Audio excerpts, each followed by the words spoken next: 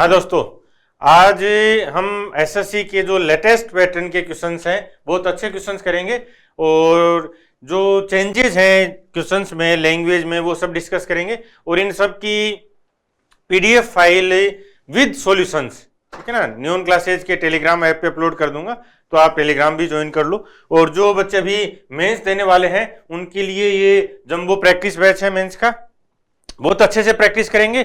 और रैंक का पता ही आपको, इस साल जो बेस्ट रिजल्ट दिया है न्यून ने, जो नवजीत है उसका AIR 6 है और मैथ्स में नवजीत का 200 में से 200 का स्कोर है।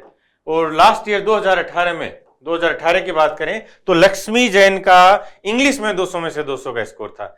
तो आपको बेस्ट स्ट्रेटेजी मिलेगी यहाँ पे, बेस्ट स्टडी मटेरियल मिलेगा, बेस्ट प्रैक्टिस करेंगे और जी जान के साथ अब लग जाओ। हमें इस साल सिलेक्शन लेना है, पूरा मेहनत करनी है।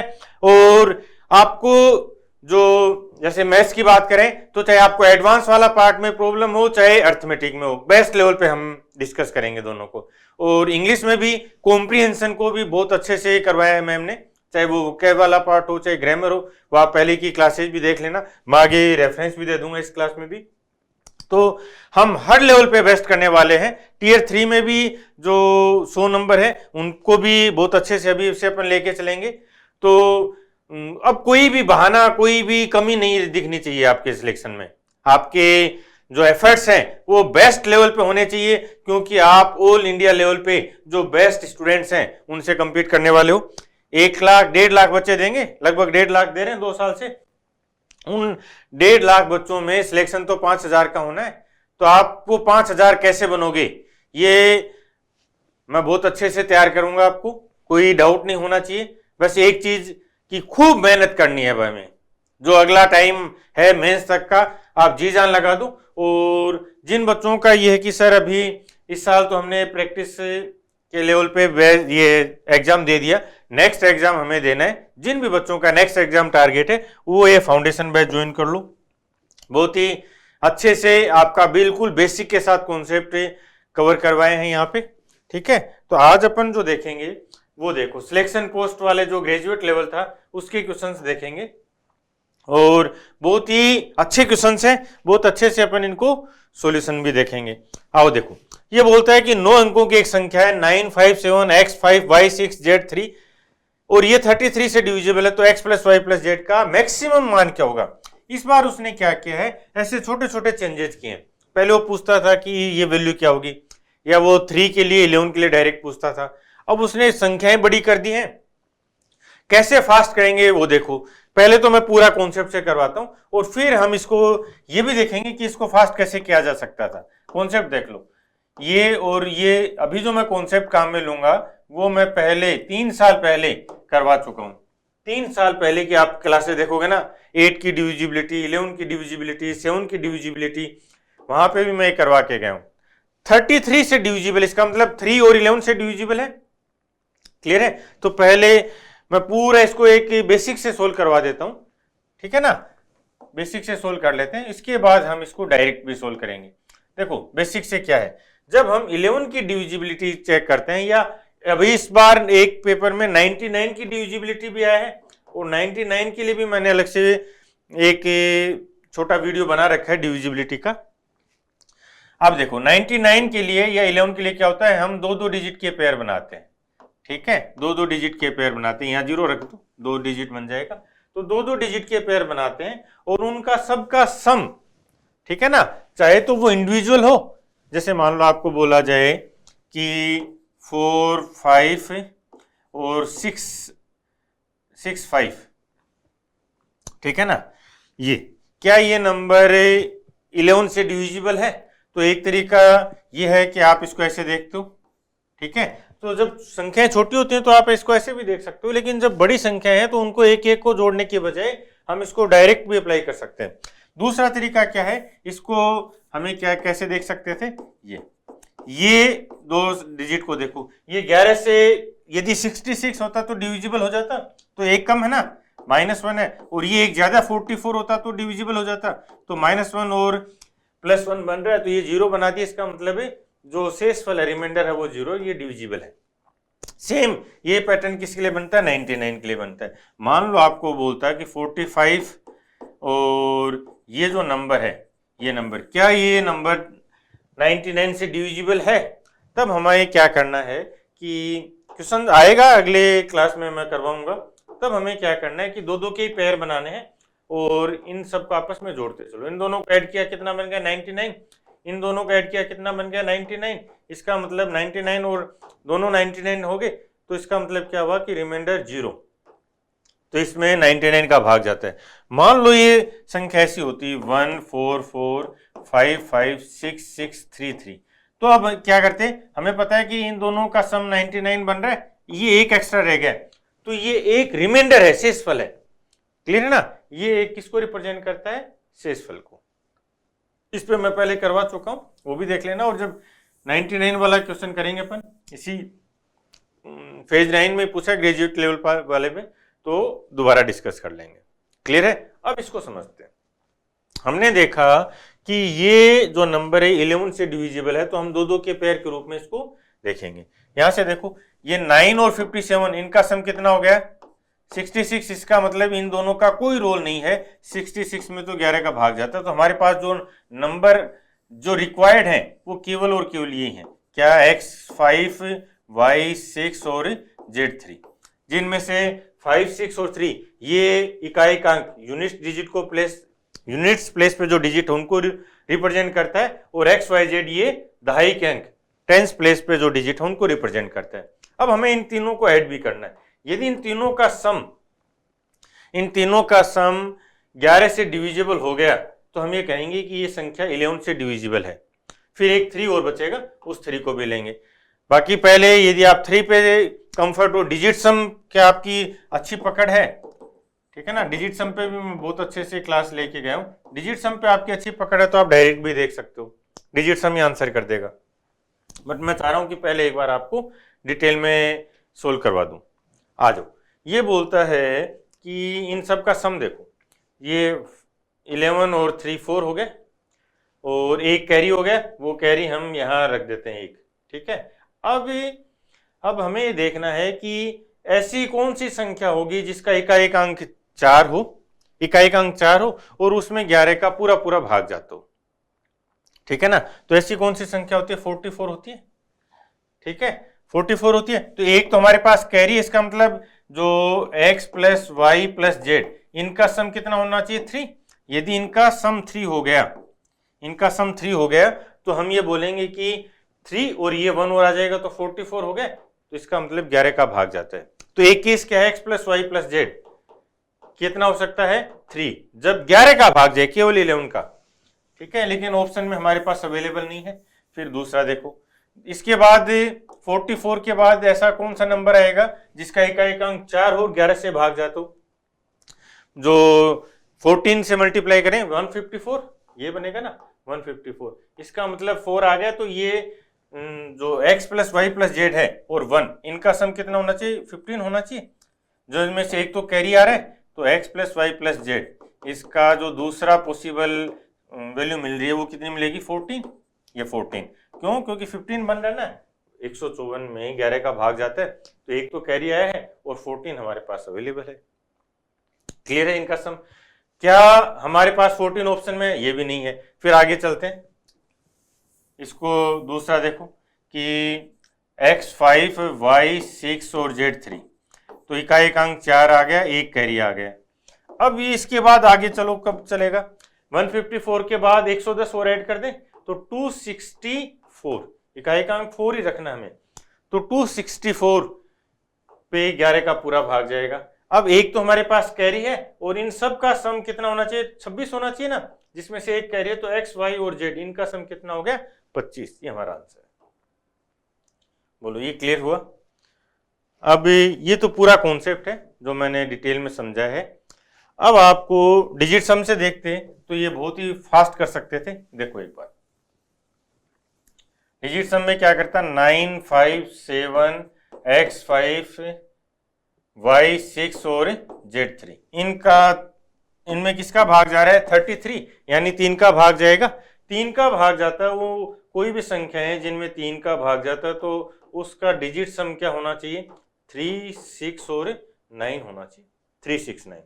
इसमें देख लो आप 3, 6, 9 होना चाहिए। और जो 9 या 3 या 6 है उनको हटा दें, 3 है तो 3 का भाग जाएगा, 6 है तो 6 का या 3 का भाग जाएगा, इस 6 को भी हटा दिया, क्यों, क्योंकि 3 का भाग जाएगा, इसमें 9 में भी जाएगा। अब 7 और 5 12 हो गए, 12 में भी 3 का भाग जाता है, इसको भी हटा दिया। अब हमारे पास बचा है 5, अच्छा ये y है, 6 नहीं है, ये y कर रहा हूं, कोई फर्क नहीं, हमने तो 6 को हटाया। तो अब हमारे पास क्या है, x plus Y plus Z.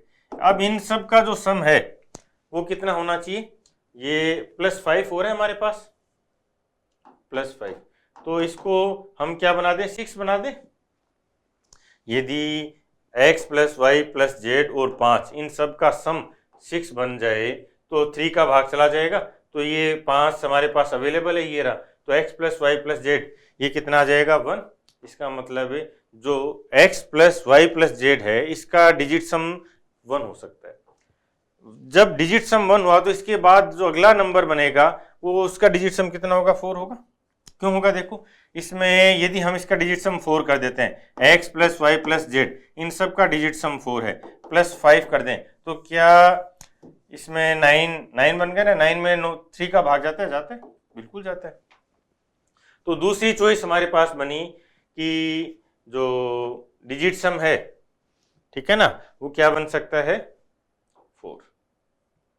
Clear है, 4 भी है क्या किसी का, इसका 6 है, इसका 9 है, इसका 8 है और इसका 7 है, नहीं है।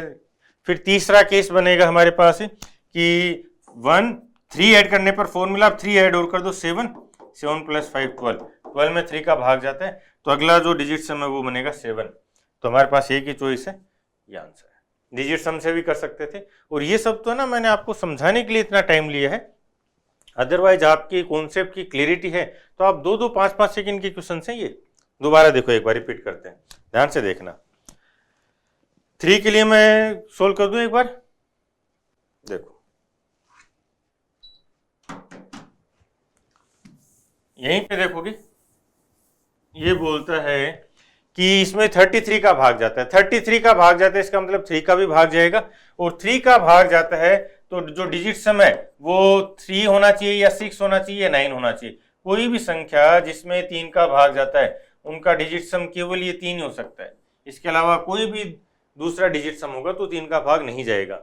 अब हमने जो डिजिट सम फाइंड करते टाइम उन वैल्यूज को हटा दें जो 3 से डिविजिबल है, 3 डिविजिबल है, 6 भी है, 9 भी है, और दिन दोनों का सम 7 और 5 12 भी हटा दिया, तो हमारे पास बचा है 5x y z। अब x plus Y plus z यदि 1 होता, इन तीनों का डिजिट सम 1 होता तो 5 में ऐड कर देते, ठीक है ना, तो 6 बन जाता। इसका मतलब है जो इसको x plus Y plus z इसका डिजिट सम क्या हो सकता है, 1। दूसरा केस इसको 9 बना देते, 6 वाला केस ले लिया। 9 बनाने के लिए कितना चाहिए था हमें, 9 बनाने के लिए कितना चाहिए, 4। x y और z यदि 4 होता तो 5 में ऐड कर देते तो 9 बन जाता। इसका मतलब दूसरा केस है 4। तीसरा 3 पे जाना है तो 3 का मतलब इसका तीनों का सम यदि 7 होता, 7 और 5 12, 12 का डिजिट सम 3 हो गया, तो तीसरा केस बनता है 7। तो 147 यदि डिजिट सम होगा तो ये संख्या 3 से डिविजिबल हो जाएगी। इसका डिजिट सम कितना है, 6, इसका कितना है 9, इसका कितना है 8, केवल एक ही चॉइस है, हटा। ये क्लियर है। जिन बच्चों को डिजिट सम की जिन्होंने मेरी पहले की क्लासेज देखी हुई हैं उनके लिए बहुत आसान है। जो बच्चे नए हैं, पहली बार देख रहे हैं, वो डिजिट सम की क्लासेज जरूर देखना। रिवोल्यूशनरी कॉन्सेप्ट है जो आपकी कैलकुलेशन में बहुत हेल्प करेगा, ठीक है। अभी क्या है कि ये एक नया फैशन है, ठीक है ना। आप देखोगे कि हर कोई डिजिट सम की बुराई करता मिल जाएगा कि इससे ये नहीं होता, इससे ये नहीं होता। क्यों? क्योंकि हर बच्चा इस पे उस लेवल पे क्लियरिटी नहीं रखता जितनी होनी चाहिए थी, समझ रहे हो। और जो पढ़ा रहे हैं उन्होंने कभी डिजिट सम पढ़ाई नहीं होता, इसलिए वो पढ़ाएगा भी क्या। प्रॉब्लम क्या है, वो डिजिट सम वैदिक मैथमेटिक्स का कॉन्सेप्ट है। बता देता हूँ, वैदिक मैथमेटिक्स पे मेरा बहुत अच्छा रिसर्च है, इसलिए ये चीज़ें बहुत आसानी से अप्लाई कर देता हूँ। और यदि आप मेरे साथ जुड़ते हो, मुझे फॉलो करते हो, तो मैंने यहाँ बहुत अच्छे से पढ़ा रखा है, आप बहुत फास्ट आंसर कर सकते हो। तो ये तो डिजिट सम से भी आंसर कर दिया। देखो हमारे पास चॉइस 3 है, आपका आंसर का डिजिट सम 1 हो सकता है, 4 हो सकता है या 7 हो सकता है, लेकिन फिर भी एक ही ऑप्शन मिला है। बोलो, क्लियर? अब आगे चलते हैं। मान लो अब कुछ बच्चे बोले सर 2 में मिल जाता है, अरे 2 में मिल जाता तो भाई हम पूरा तो सोल्व कर ही रहे ना। 11 के लिए कॉन्सेप्ट तो आता ही है। 11 के लिए क्या करते, वो भी एक बार मैं फाइनली रिवाइज करता हूँ। जो बच्चे नए हैं वो 11 की डिविजिबिलिटी जरूर देख लेना, बहुत फास्ट आंसर कर दोगे। 11 के लिए हम 2-2 के पेयर बनाते हैं, ये 2-2 के पेयर बना ली और अब इनको ऐड कर देते हैं। यदि इन सब का ऐड करने के बाद सबका सम 11 से डिविजिबल होता है तो ये संख्या डिविजिबल है। फिर हमने देखा कि 9 और 57 इन दोनों का सम कितना हो गया 66, इसमें तो भाग जाता है, इसका मतलब ये हमारे लिए कोई काम का ही नहीं है। यही सबसे बड़ी खूबी है, ब्यूटी है इस जो मैं मेथड समझा रहा हूं। आप 1 एक डिजिट लेके चलते हो ना तो आप कभी भी इनको एलिमिनेट नहीं कर सकते किसी डिजिट को, समझ रहे हो। अब यहां देखो, हमने देखा कि x5, y6 और z3 इनका सम 11 से डिविजिबल होना चाहिए, तो हमने इनको ऐड किया, ये बन गया 14 का 4, एक कैरी हो गया। अब यहाँ पे 11 से डिविजिबल बनाना है यदि इस नंबर को, तो हमारे पास क्या चॉइस है, हम 4 रख दें, ठीक है ना, 4 रख देंगे ना तो 44। तो इसका मतलब x plus Y plus z इनका डिजिट सम, इनका सम, डिजिट सम नहीं सम कितना होना चाहिए, 3 होना चाहिए। आप रख दो, मान लो 1 1 और 1, तो ये डिविजिबल हो जाएगा। देखो कैसे, 13 और 16 कितना हो जाएगा, 29 और 15 कितना हो गया, 44 हो गया। ये लो, अब इनको एक्स वाई जेड की इंडिविजुअल वैल्यू क्या होंगी उस लेवल पे कैट में जाता है वो। यहाँ एसएससी में अभी तक इसने नहीं पूछा है, अदरवाइज जब आप कैट लेवल के क्वेश्चन देखोगे तो वो एक्स वाई जेड की इंडिविजुअल वैल्यूज पे भी जाता है कि कितनी तरह की वैल्यू पॉसिबल है। तो हम 1 रख सकते हैं, इसको 3 0 0 रख सकते हैं, 2 0 1 रख सकते हैं। तो ये फिर वो केसेस बनेंगे पीएनसी वाले, कितने तरह के कॉम्बिनेशंस पॉसिबल हैं इन सब के लिए। क्लियर है पॉइंट, तो उतना डिटेल में नहीं जाएगा, लेकिन इतना समझ में आ गया होगा। अब लेकिन हमें एक्स वाई जेड का 4 कोई ऑप्शन नहीं है, ये मैक्सिमम वैल्यू पूछ रहा है, अधिकतम मान, ठीक है ना, अधिकतम मान पूछा इसने। तो दूसरा हमें पता है कि 44 में भाग जाता है और लास्ट का जो इकाई का अंक 4 बने इसके लिए एक पूरा साइकिल आना होगा, 11 का पूरा 10 बार आगे बढ़ना पड़ेगा उसको। 11 गुणा 4 तो इकाई का अंक 4 आएगा। फिर दूसरा इकाई का अंक कब आएगा, 14 पे आएगा, 11 गुना 14 यानी 154 में। फिर अगला इकाई का अंक 4 कब आएगा, 24 से मल्टीप्लाई करेंगे तब आएगा, ये कितना हो जाएगा 264।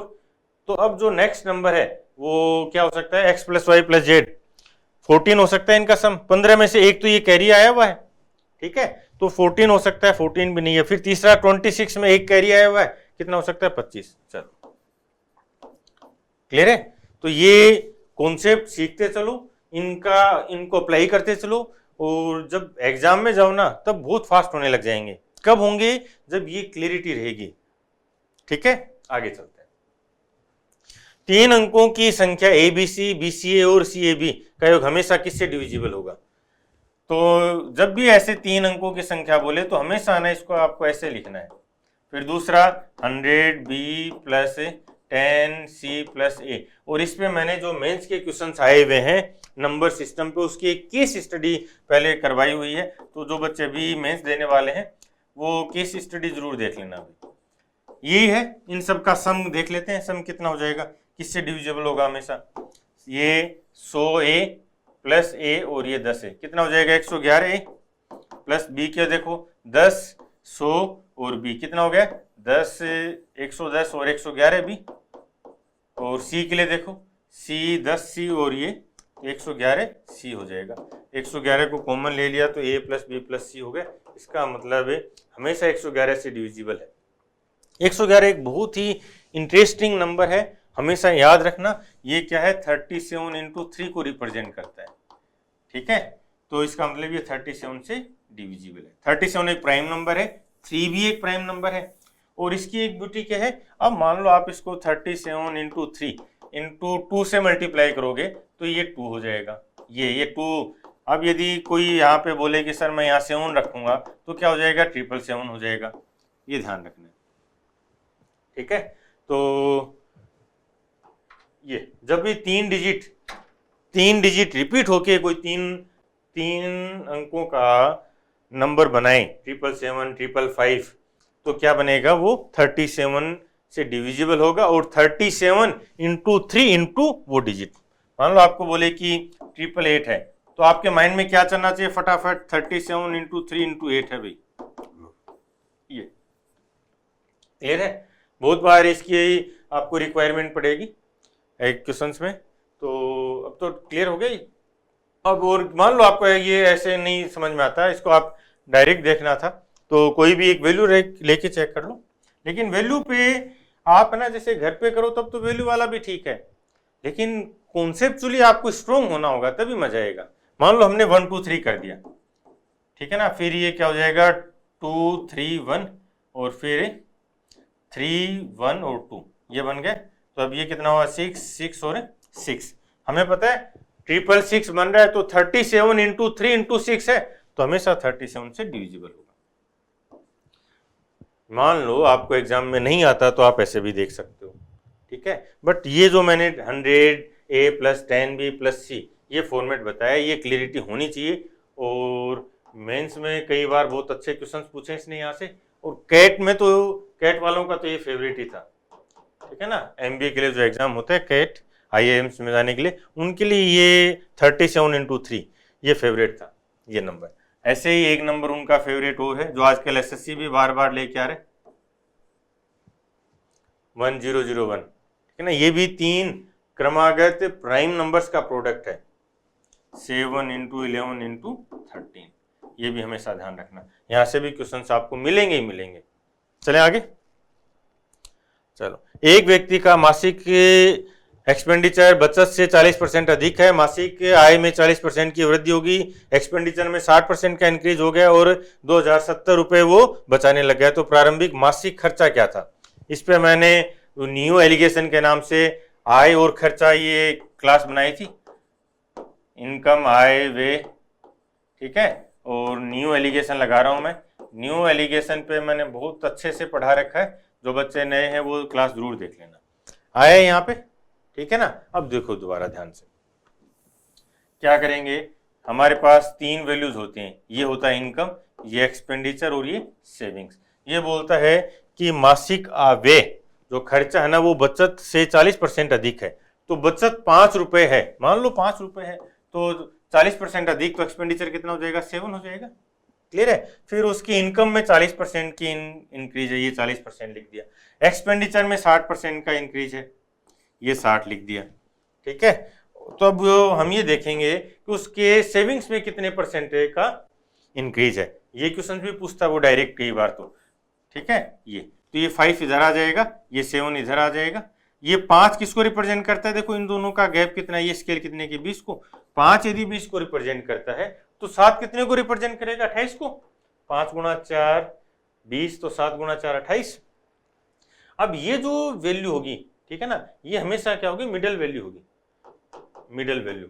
इसका मतलब क्या है, इसका मतलब क्या है कि एक वैल्यू, ये वैल्यू या तो इससे ज्यादा होगी या कम होगी, यानी जो एक्सपेंडिचर और सेविंग है उनमें एक वैल्यू तो ज्यादा होगी और एक कम होगी। तो एक्सपेंडिचर हमें दे रखा है कि ये वैल्यू ज्यादा है तो ये वैल्यू कम हो जाएगी। इसका मतलब जो 28 है उसको हमें कम करना पड़ेगा, -28 कर दो, 40 - 28 12%। इसका मतलब ये हुआ कि उसका जो सेविंग्स है, जो बचत है, वो 12% से बढ़ गई है भाई। ये 40% बढ़ा, ये 40% बढ़ा, ये 60% बढ़ा और ये 12% होगा। मान लो यहाँ पे 28 के बजाय माइनस का 48 हो जाता, तो माइनस का 8 आ जाता ना, तब हम बोलते हैं माइनस आ जाता, तब हम ये बोलते हैं कि उसकी बचतें कम हो गई हैं, बढ़ी नहीं, इंक्रीज नहीं, डिक्रीज को रिप्रेजेंट करता, ठीक है। ऐसे क्वेश्चंस भी मैंने उसमें करवाए हैं, जो आय व्यय और बचत के जो क्वेश्चंस है ना, अभी कुछ दिन पहले करवाए, एक अच्छी सी क्लास ली थी मैंने न्यू एलिगेशन की, वो आप जरूर देख लेना, बहुत अच्छे से प्रैक्टिस करवाई वहां पे। तो हमने देखा कि उसकी जो सेविंग्स है वो 12% बढ़ गई है भाई, ठीक है ना। सेविंग्स कितने परसेंट बढ़ी है, 12%। इसका मतलब 12% किसको रिप्रेजेंट करता है, 2070। अब इसने पूछा क्या, वो देखो, मासिक खर्च प्रारंभिक इनिशियल जो उसका एक्सपेंडिचर था, ये वैल्यू पूछी उसने, 12% बढ़ा है। ये किसका बढ़ा है भाई, ये जो सेविंग्स है ना उसी में तो 12% का बढ़ गया, सेविंग्स 12% बढ़ी है, इसका मतलब पहले सेविंग्स यदि 100 थी तो अब सेविंग्स 112 होगी। सेविंग्स पहले 100 थी तो एक्सपेंडिचर कितना था, 140 था। क्लियर, 40% ज्यादा है। तो 12 2070 को रिप्रेजेंट करता है, तो 140 किसको रिप्रेजेंट करेगा? क्लियर है? अब इसको सोल्व कर लेते हैं, आ जाओ। ये हाफ कर दिया तो ये इधर हो जाएगा 70, फिर एक बार और कम कर देते हैं 3, तो ये हो जाएगा 35। 3 से उसको कैंसिल आउट कर दो, कितना बनेगा?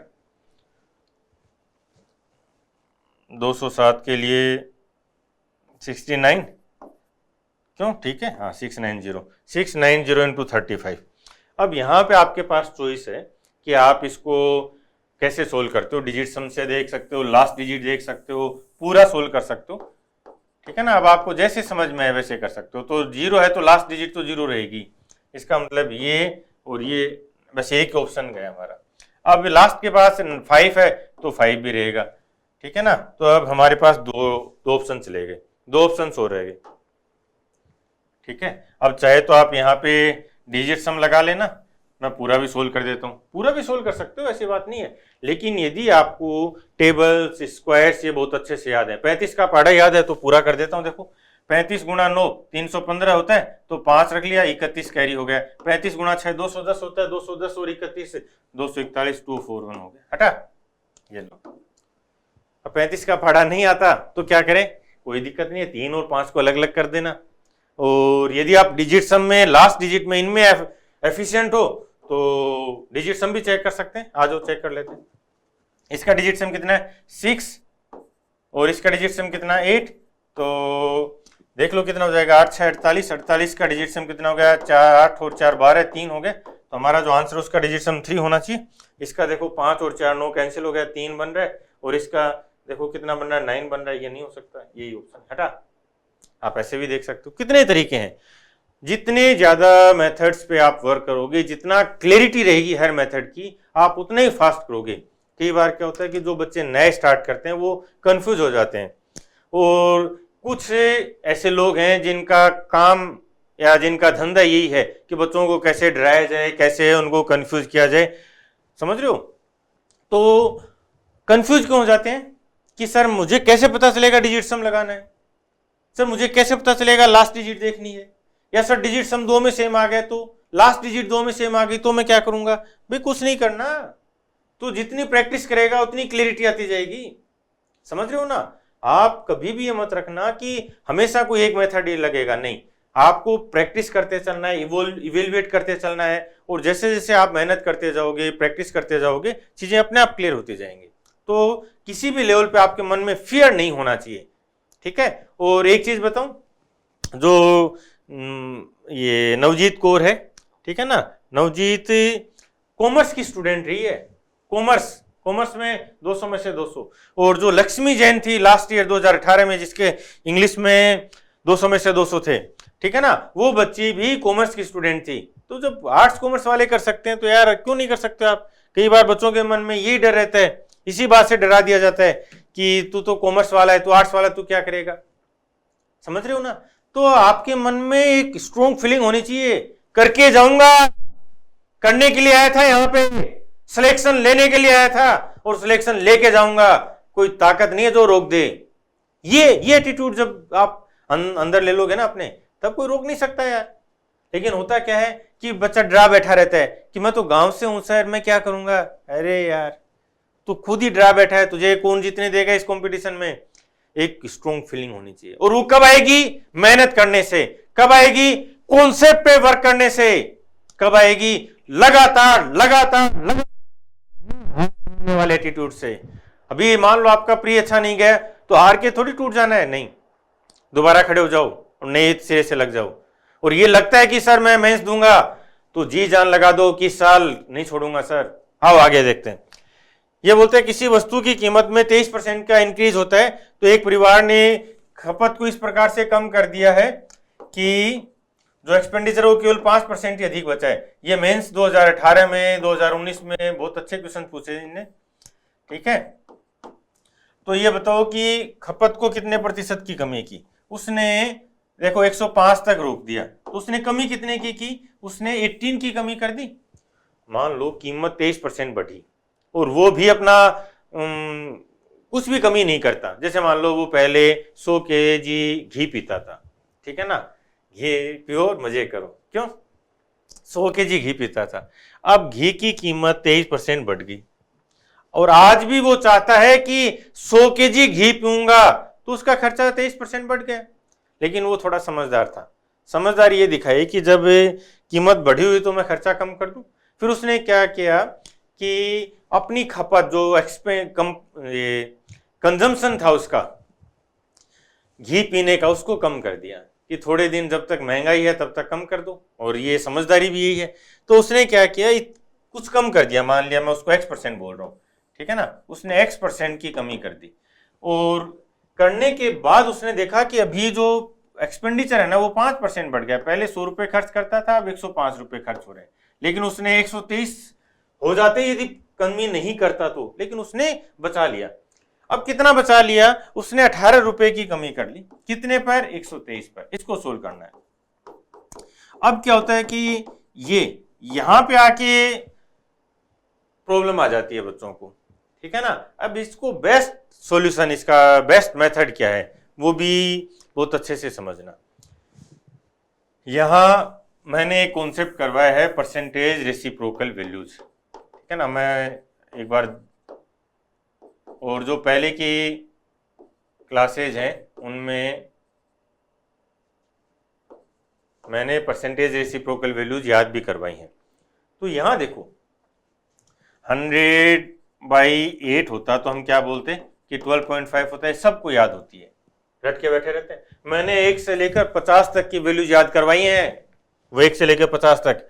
ज्यादातर बच्चे कहां तक याद करते हैं, 15-16 तक, 50 तक याद करते हैं मेरे बच्चे। आओ, और यदि हम इस 12.5 को इधर ले जाएं तो कितना हो जाएगा, ये वैल्यू कितनी हो जाएगी, 8 हो जाएगी, सिंपल।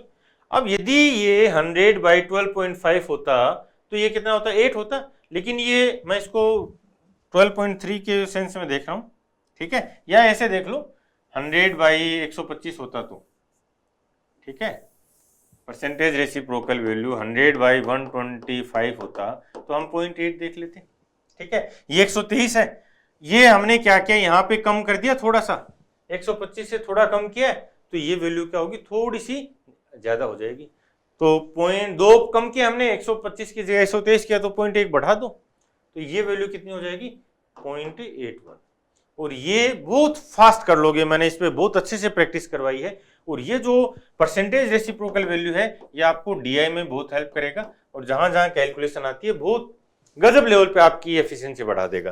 तो 18 गुणा 8 144, और 18 1 18 हो गया, ठीक है, तो कितना हो जाएगा 1458, ठीक है। तो 14.58% हो गया, 14.58, ये रहा 14.6, ये अप्रोक्सीमेशन में पूछा है, ठीक है, कर सकते हो। यहाँ पे टाइम नहीं लगेगा। अब ये मत सोचना कि सर मेरे दिमाग में कैसे आएगा, सिंपल सी चीज है यार, ये वैल्यू पता होती है सबको, उसी से हमने रिलेट कर दिया, क्लियर है। और ये रिवोल्यूशनरी है परसेंटेज रेसिप्रोकल वैल्यूज में, ठीक है। फिर दूसरा 18 और 1 2 3 इंटू 100, इसको 3 से कैंसिल करें, ये 6 हो जाएगा और ये 41 हो गया। अब 600 में आप 41 का भाग दे दो, ठीक है, तो ऐसे भी कर सकते हो, बट मैं इसको कभी भी रिकमेंड नहीं करूंगा कि आप ऐसे करो, ठीक है, कभी भी नहीं। अब 41 का यदि परसेंटेज रेसिप्रोकल वैल्यू आपको पता है, ये वैल्यू, तो आप बहुत फास्ट कर सकते हो, ठीक है। 41 का जैसे 100/40, ठीक है, इसका होता है 2.5, ध्यान रखना, ठीक है, 2.5। तो 41 पे जाएंगे, इसका हो जाएगा 2424, परसेंटेज में है तो 2.4, ठीक है। और 24 का पूछता, यदि वो 24 का पूछता तो क्या होता, मैं एक बार कुछ वैल्यूज याद करवा देता हूँ। 100/21 ये है 4747, ठीक है, 4.74। 100/22 ये होता है 4545। 100/23 ये होता है 4343, ठीक है। और 100/24 4141, 100/25 400। ठीक है, ये क्लियर है, ये याद रखना भी।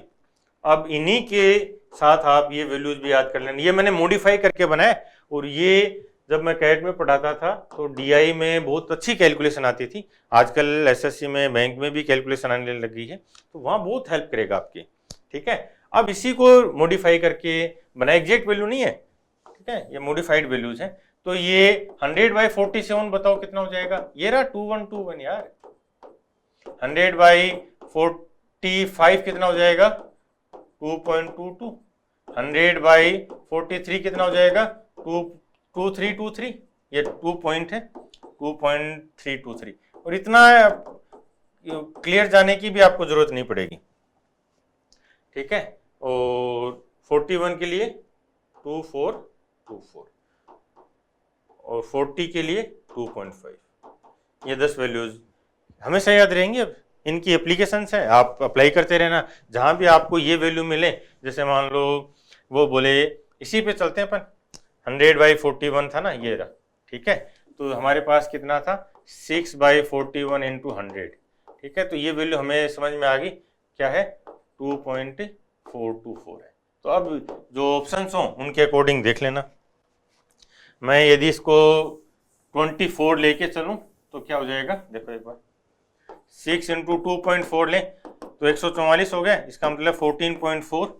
ठीक है, और इसके बाद हमने ये 2 और 4 काम में नहीं लिया, तो इससे थोड़ा सा ज्यादा हो जाएगा। तो 14.2 से थोड़ा सा ज्यादा, 14.4 से थोड़ा सा ज्यादा।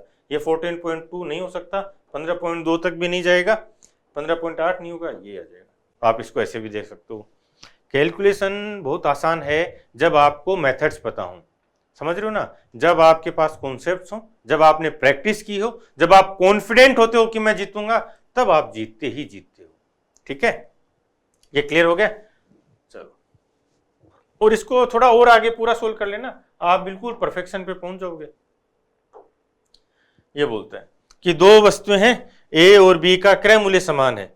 ए को 24% के लॉस पे बेचा जाता है, बी को ए के विक्रय मूल्य से 270 रुपए ज्यादा पे बेचा जाता है। यदि दोनों वस्तुओं को बेचने से शुद्ध लाभ 12% है तो बी का विक्रय मूल्य क्या होगा? देखो ध्यान से, हमारे पास दो वस्तुएं हैं। मैं पहले थॉट प्रोसेस से समझाता हूं, फिर आपको नंबर लाइन पे लेके जाऊंगा।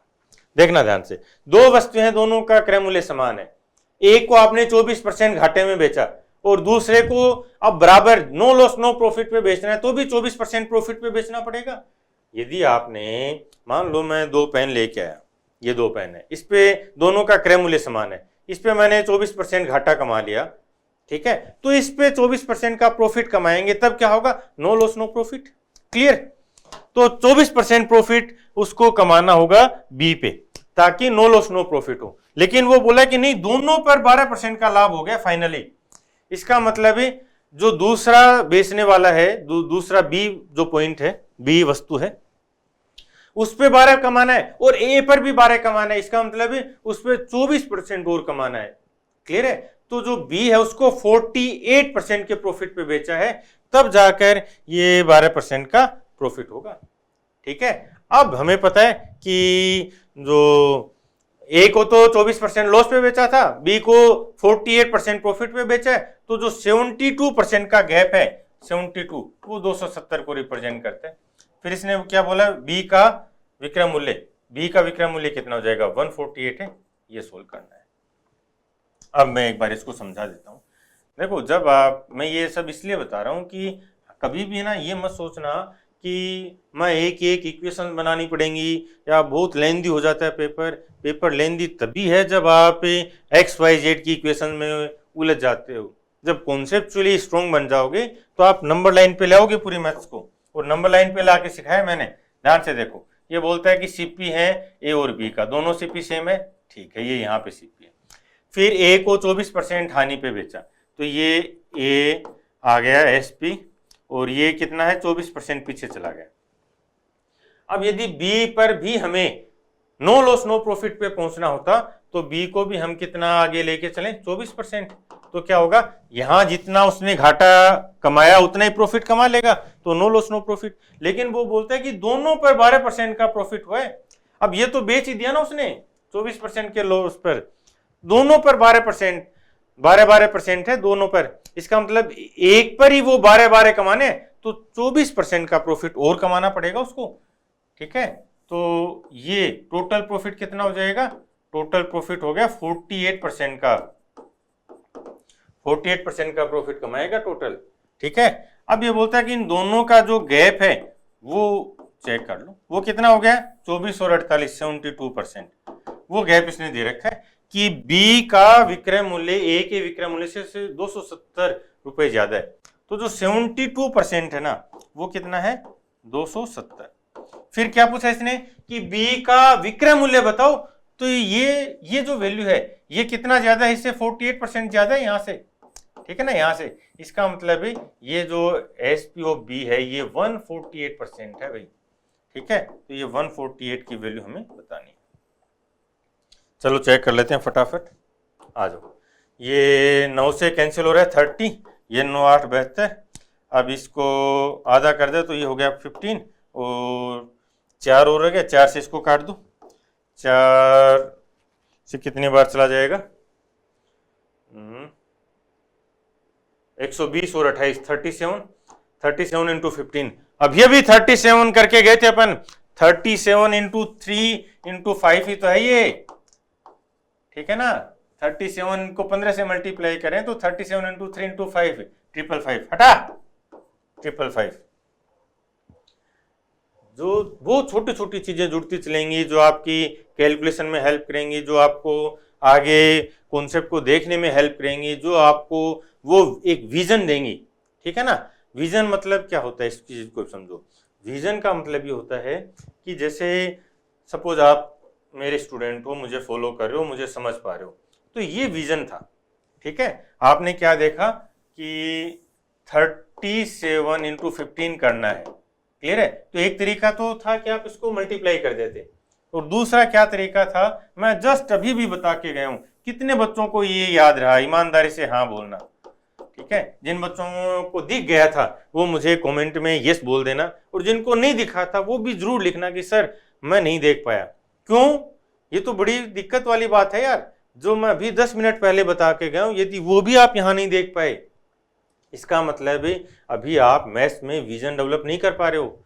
और जो विजन जिस दिन आएगा ना उसी दिन स्पीड आएगी। ये क्वेश्चन हर कोई सोल्व कर देगा, हर कोई सोल्व कर देगा, लेकिन जीतेगा कौन, सिलेक्शन कौन लेगा, जो फास्ट करेगा, जो सबसे फास्ट करेगा वो जीतेगा। और वही चीज सिखा रहा हूं, वही चीज सिखा रहा हूं। आओ, ये क्या है 111 और ये 5 से मल्टीप्लाई करना है तो 555, हटा।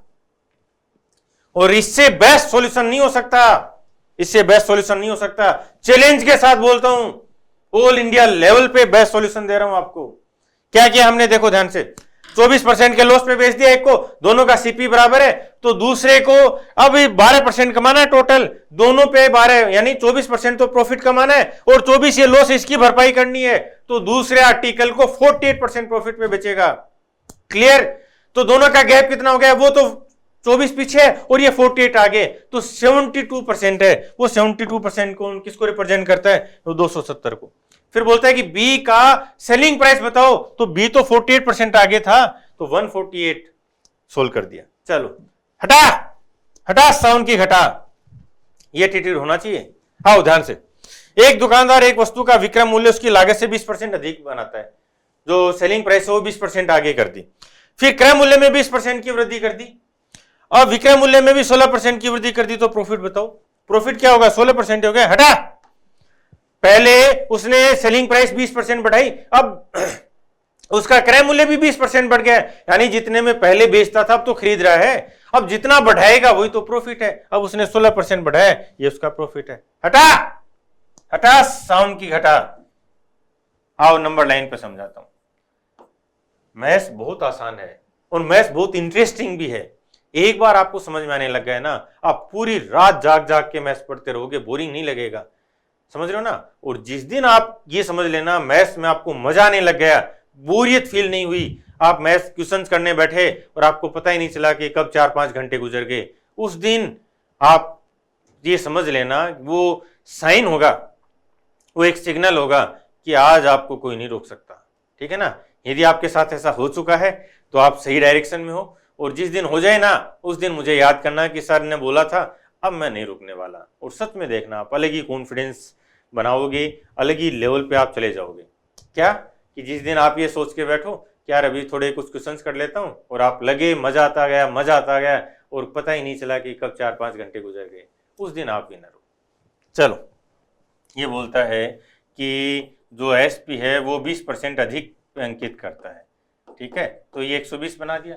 फिर बोलता है कि यदि उसका क्रय मूल्य 20% बढ़ जाए, 20% बढ़ाया था, यदि उसका क्रय मूल्य, इसका मतलब जो सेलिंग प्राइस थी, अब यहाँ पे उसका क्रय मूल्य आ गया 20% बढ़ के। ठीक है, ये उसका क्रय मूल्य हो गया।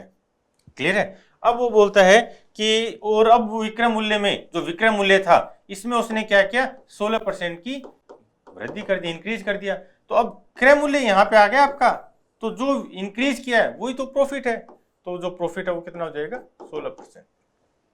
चलो ठीक है, ये मैं नंबर लाइन पे हर एक कॉन्सेप्ट को नंबर लाइन पे लाके समझा रहा हूं ताकि आप इनको विजुअलाइज करने लग जाओ। ऐसा नहीं कि आप इनको एग्जाम में बनाओगे, नहीं, मैं आपको इस लेवल पे तैयार कर दूंगा कि आपको एग्जाम में नंबर लाइन नहीं बनानी पड़ेगी, लेकिन उस लेवल पर जाने के लिए जब भी आप क्वेश्चन करो ना तो इस नंबर लाइन पे समझो।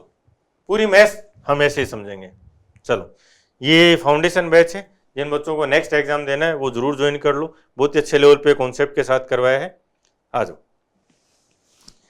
एक डीलर एक वस्तु पर उसके क्रय मूल्य से 40% अंकित करता है, जो वस्तु उस पर क्रय मूल्य से 40% अधिक अंकित करता है, और अंकित मूल्य पर यानी 140 अंकित कर दिया, फिर उसने डिस्काउंट भी दे दिया, 2 डिस्काउंट दे दिए 15 और 25 के, और 43 रुपये का लॉस हो गया। तो अंकित मूल्य मार्क प्राइस क्या है।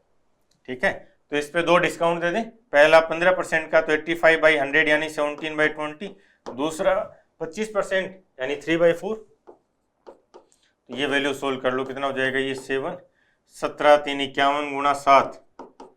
ठीक है, तो कितना हो जाएगा 357, और इसमें 4 का भाग देना है। यदि 360 होता, ध्यान से समझना, 360 होता तो हम पूरा 90 लिख देते, लेकिन ये 3 कम है, और 3 को हम 4 पार्ट्स में डिवाइड करेंगे तो 0.75 कम है 90 से। कितना है ये, 89.25। इसका मतलब है उसने 40% बढ़ाया, लेकिन 15% और 25% का 2 डिस्काउंट देकर 89.5 में बेचा, तो उसको लॉस हो गया ना। 100 में खरीदा था, 100 पे कैलकुलेट करें अपन, तो 10.75% का उसको लॉस हो गया। और ये लॉस किसके बराबर है, 43 के बराबर है। आर्यन रेशो लगा रहा हूँ, 10.75 43 के बराबर है। ठीक है ना। तो अंकित मूल्य मार्क प्राइस क्या थी, 140, ये बताना है। सोल्व कर लो। 10 गुणा 4 40, और 0.75 गुणा 4 भी 3 होता है, इसका मतलब ये 4 टाइम्स है, तो ये 140 भी 4 टाइम्स हो जाएगा। 14 × 4 56 0। चलो, ये देखो, ये भी बहुत स्टैंडर्ड है, और ये मैंने अपने कोर्स में बहुत बार जो स्टैंडर्ड वैल्यूज हैं उनको याद करवा रखा, पूरी टेबल बना के समझाया था, और ये आपको देखने के साथ आंसर आना चाहिए। क्या बोल रहा है, 10% पर ये जो वैल्यू है, ठीक है, 10% के लिए जो इफेक्टिव रेट ऑफ इंटरेस्ट है, इफेक्टिव रेट ऑफ इंटरेस्ट है, ठीक है, वो देखो कैसे बनती है। एक साल, पहले साल के लिए 10%, दूसरे साल के लिए 21%, तीसरे साल के लिए 33.1%, और चौथे साल के लिए 46.41%। ठीक है, ये इफेक्टिव रेट है, यानी 10% आपकी रेट को आपने कंपाउंड इंटरेस्ट पे दिया है, तो 4 साल बाद जो इफेक्टिव रेट है वो 46.41 बनेगी। क्लियर है। इसका मतलब यदि आपने 100 रुपये दिए थे तो 10 रुपये और हो जाएंगे, यदि आपने 100 रुपये दिए थे तो आपको इस बार 121 मिल जाएंगे, 100 रुपये दिए थे तो 133.1 मिल जाएगा, और 100 रुपये दिए थे तो 146.41 मिल जाएगा। कितने पे मिलता है सारा का सारा, 100 रुपये पर।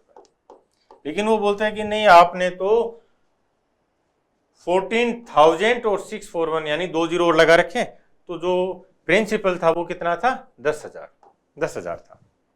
फिर बोलता है कि 3 2/5 ईयर्स के लिए साधारण ब्याज पे क्या मिलेगा। तो टोटल रेट लगा दें, यहां से 10% ही है तो 3 साल के 30 और 40% टाइम है तो 4% और 10% का 40% 4 हो जाएगा, यानी 34% आपको इंटरेस्ट और मिलेगा इस पे। तो 34 लगा दो, ठीक है, 134। क्लियर है, 34% ब्याज मिलेगा, साधारण ब्याज। चलो, ये अच्छा क्वेश्चन है, ये इस बार लगातार पूछे जा रहे हैं। जो सीजीएल का मेंस हुआ उसमें भी 2-3 क्वेश्चन थे और ये बहुत ही अच्छा क्वेश्चन है, यहाँ से बनेंगे। अब इसको समझते हैं। आज ये बोलता है कि 6300 रुपये हैं आपके पास और ABCD में इस प्रकार से विभाजित करना है कि A और D का जो कंबाइंड हिस्सा है वो B और C के कंबाइंड पार्ट से 11 और 10 के रेशियो में है। ठीक है, मैं इसको बना देता हूँ, आप ऐसे आसान हो जाएगा। ABCD, ठीक है, और A और D का कंबाइंड हिस्सा 11 है और B और C का कंबाइंड हिस्सा 10 के रेशियो में है। ठीक है, हमारे पास 6300 रुपये हैं और ये टोटल कितना हो गया 21, तो डिवाइड कर दूं 21 इंटू 3, तो ये तो 3000 हो गया और ये 3300 हो गया। क्लियर है, 21 में से 10 है, ठीक है ना, तो 6300 में से क्या होगा, ये तो है, तो उसको 3 से मल्टीप्लाई किया, ठीक है, 2 जीरो हैं, 2 जीरो लगा दिए। क्लियर। फिर ये बोलता है कि B और D का जो रेशियो है, B और D का जो रेशियो है वो 8 और 9 का रेशियो है। यदि C को 1560 रुपये मिलते हैं, C को 1560 रुपये मिलते हैं, तो A और B का जो शेयर है उसमें डिफरेंस कितना होगा। ठीक है, अब देख लो, B और C को टोटल कितने मिले 3000, 1560 अकेले C को मिल गए, तो इसको कितने मिलेंगे 40 रुपये, ये 1440 हो गए ना। 1500 होते, यदि दोनों बराबर होते, ध्यान से समझना आर्गुमेंट, दोनों बराबर होते तो 1500 हो जाते। ठीक है, लेकिन इसने 60 रुपये ज्यादा ले लिए, इसने 60 रुपये ज्यादा ले लिए तो इसके 60 कम हो जाएंगे, तो 1440। क्लियर। अब ये 8 और 9 के रेशियो में है, तो 144 8, 18 8 144 होता है, तो 18 9 162, पहाड़े याद होने चाहिए इतने, तो यार 162 हो जाएगा। अब ये 3300 है, 1620 तो ये हो गया, तो यदि ये भी 1600 होते तो 32 होते, लेकिन 100 ज्यादा है तो 20 इसके पास आ गए, 80 इसके पास आ गए, 1680। ए और बी का डिफरेंस बता दो कितना हो जाएगा 240, हटा।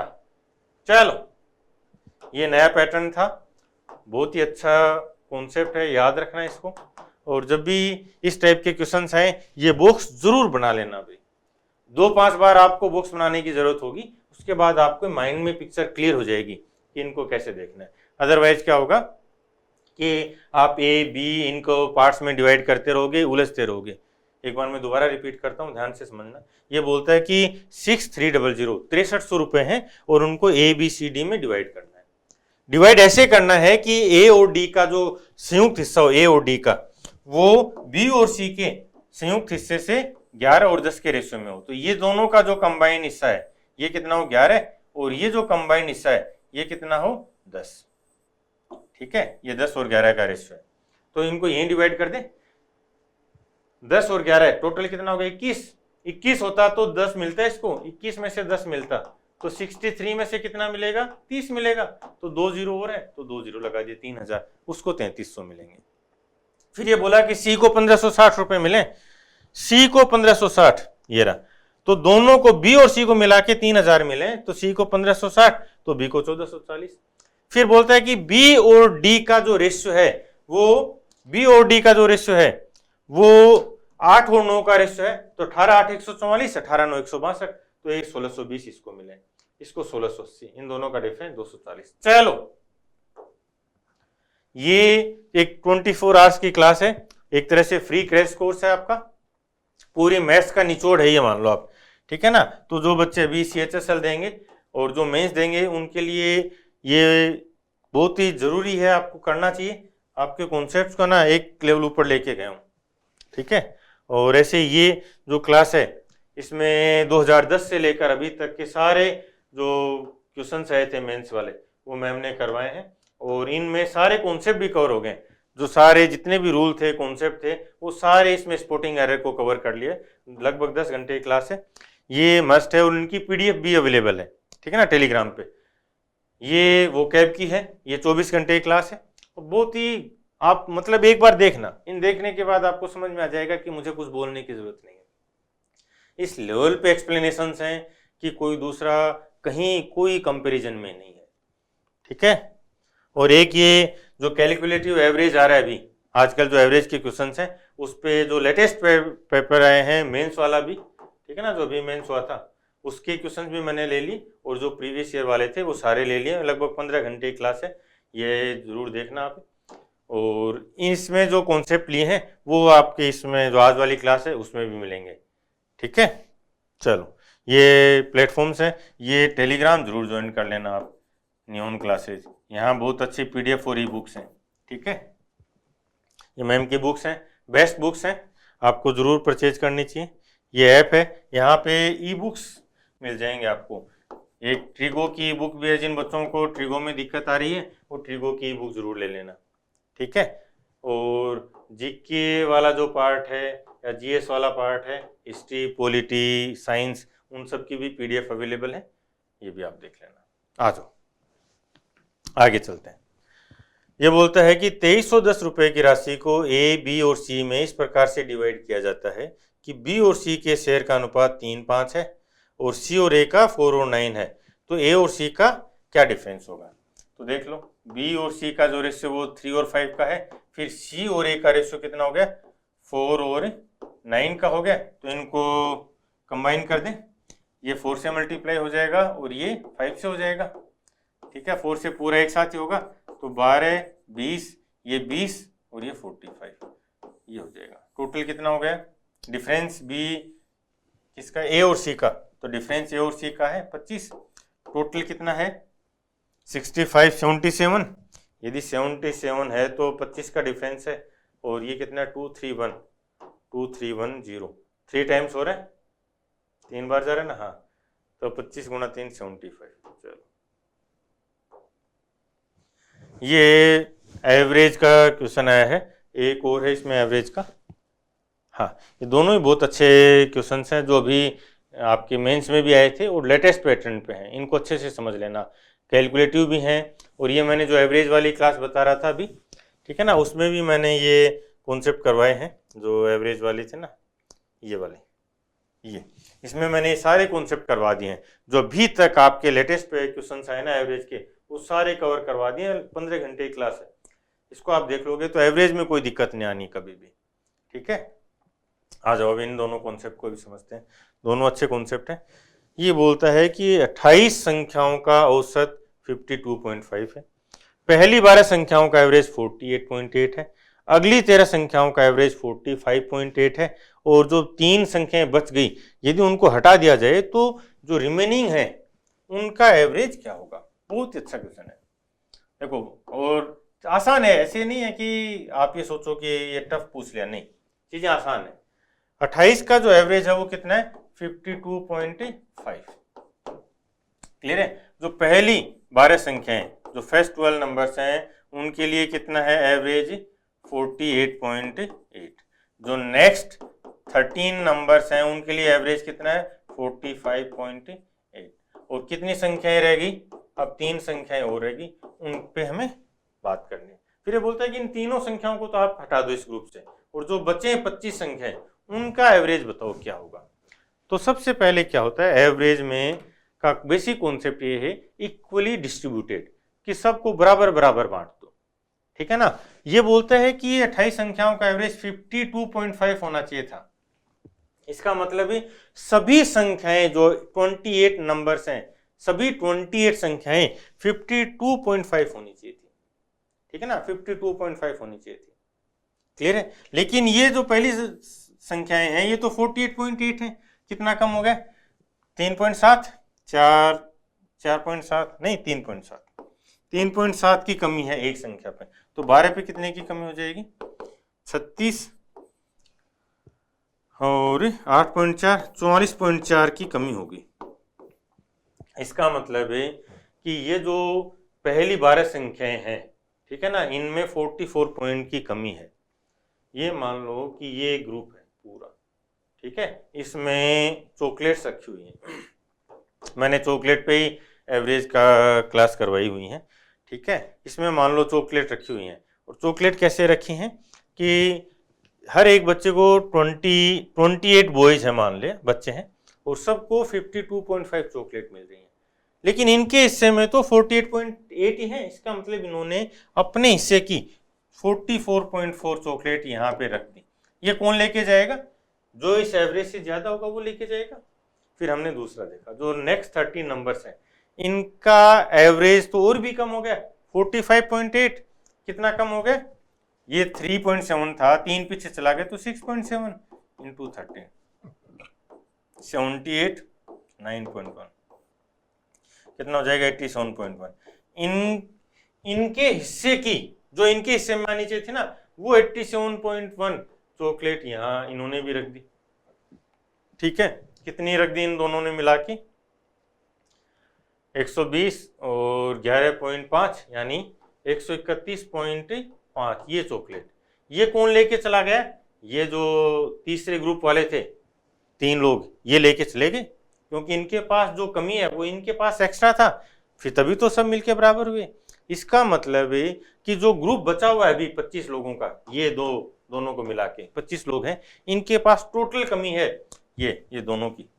कितनी कमी है? 131.5 की। तो ये कमी हम बराबर बराबर बांट देते हैं सब में, 25 लोगों में, ठीक है। 25 5 125, और फिर कितना बच गया? 6.5, 650 पे चलो, कितना होता है?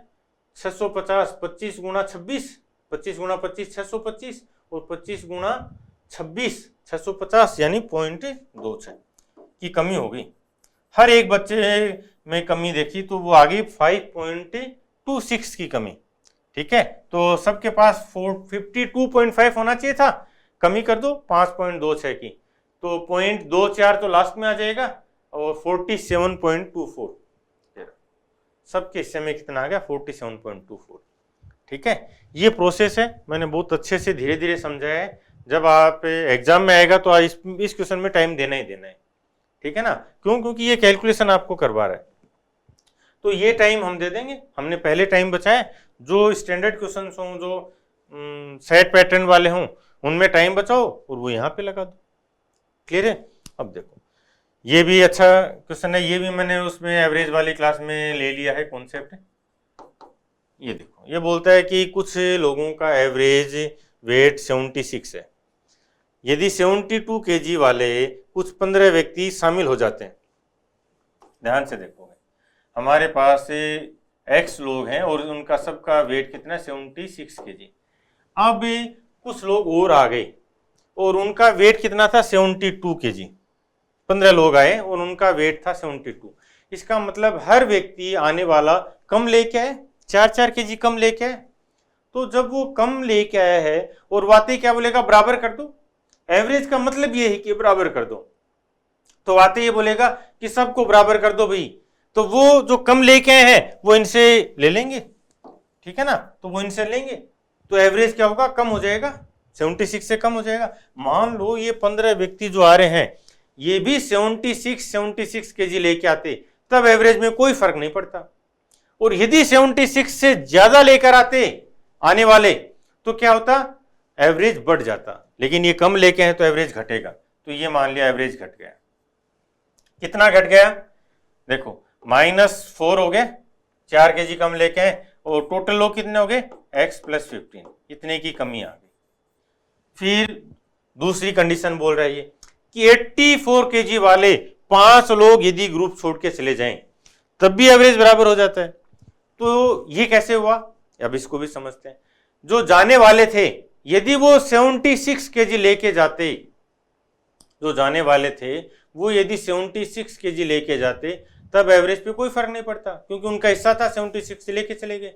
यदि वो एवरेज से कम लेके जाते, यानी वो 70 kg लेके जाते, तो जो बचे हुए लोग हैं उनका एवरेज बढ़ जाता। जाने वाले लोगों ने ज्यादा लेके चले गए, 84 ले गए, ठीक है, तो क्या हुआ?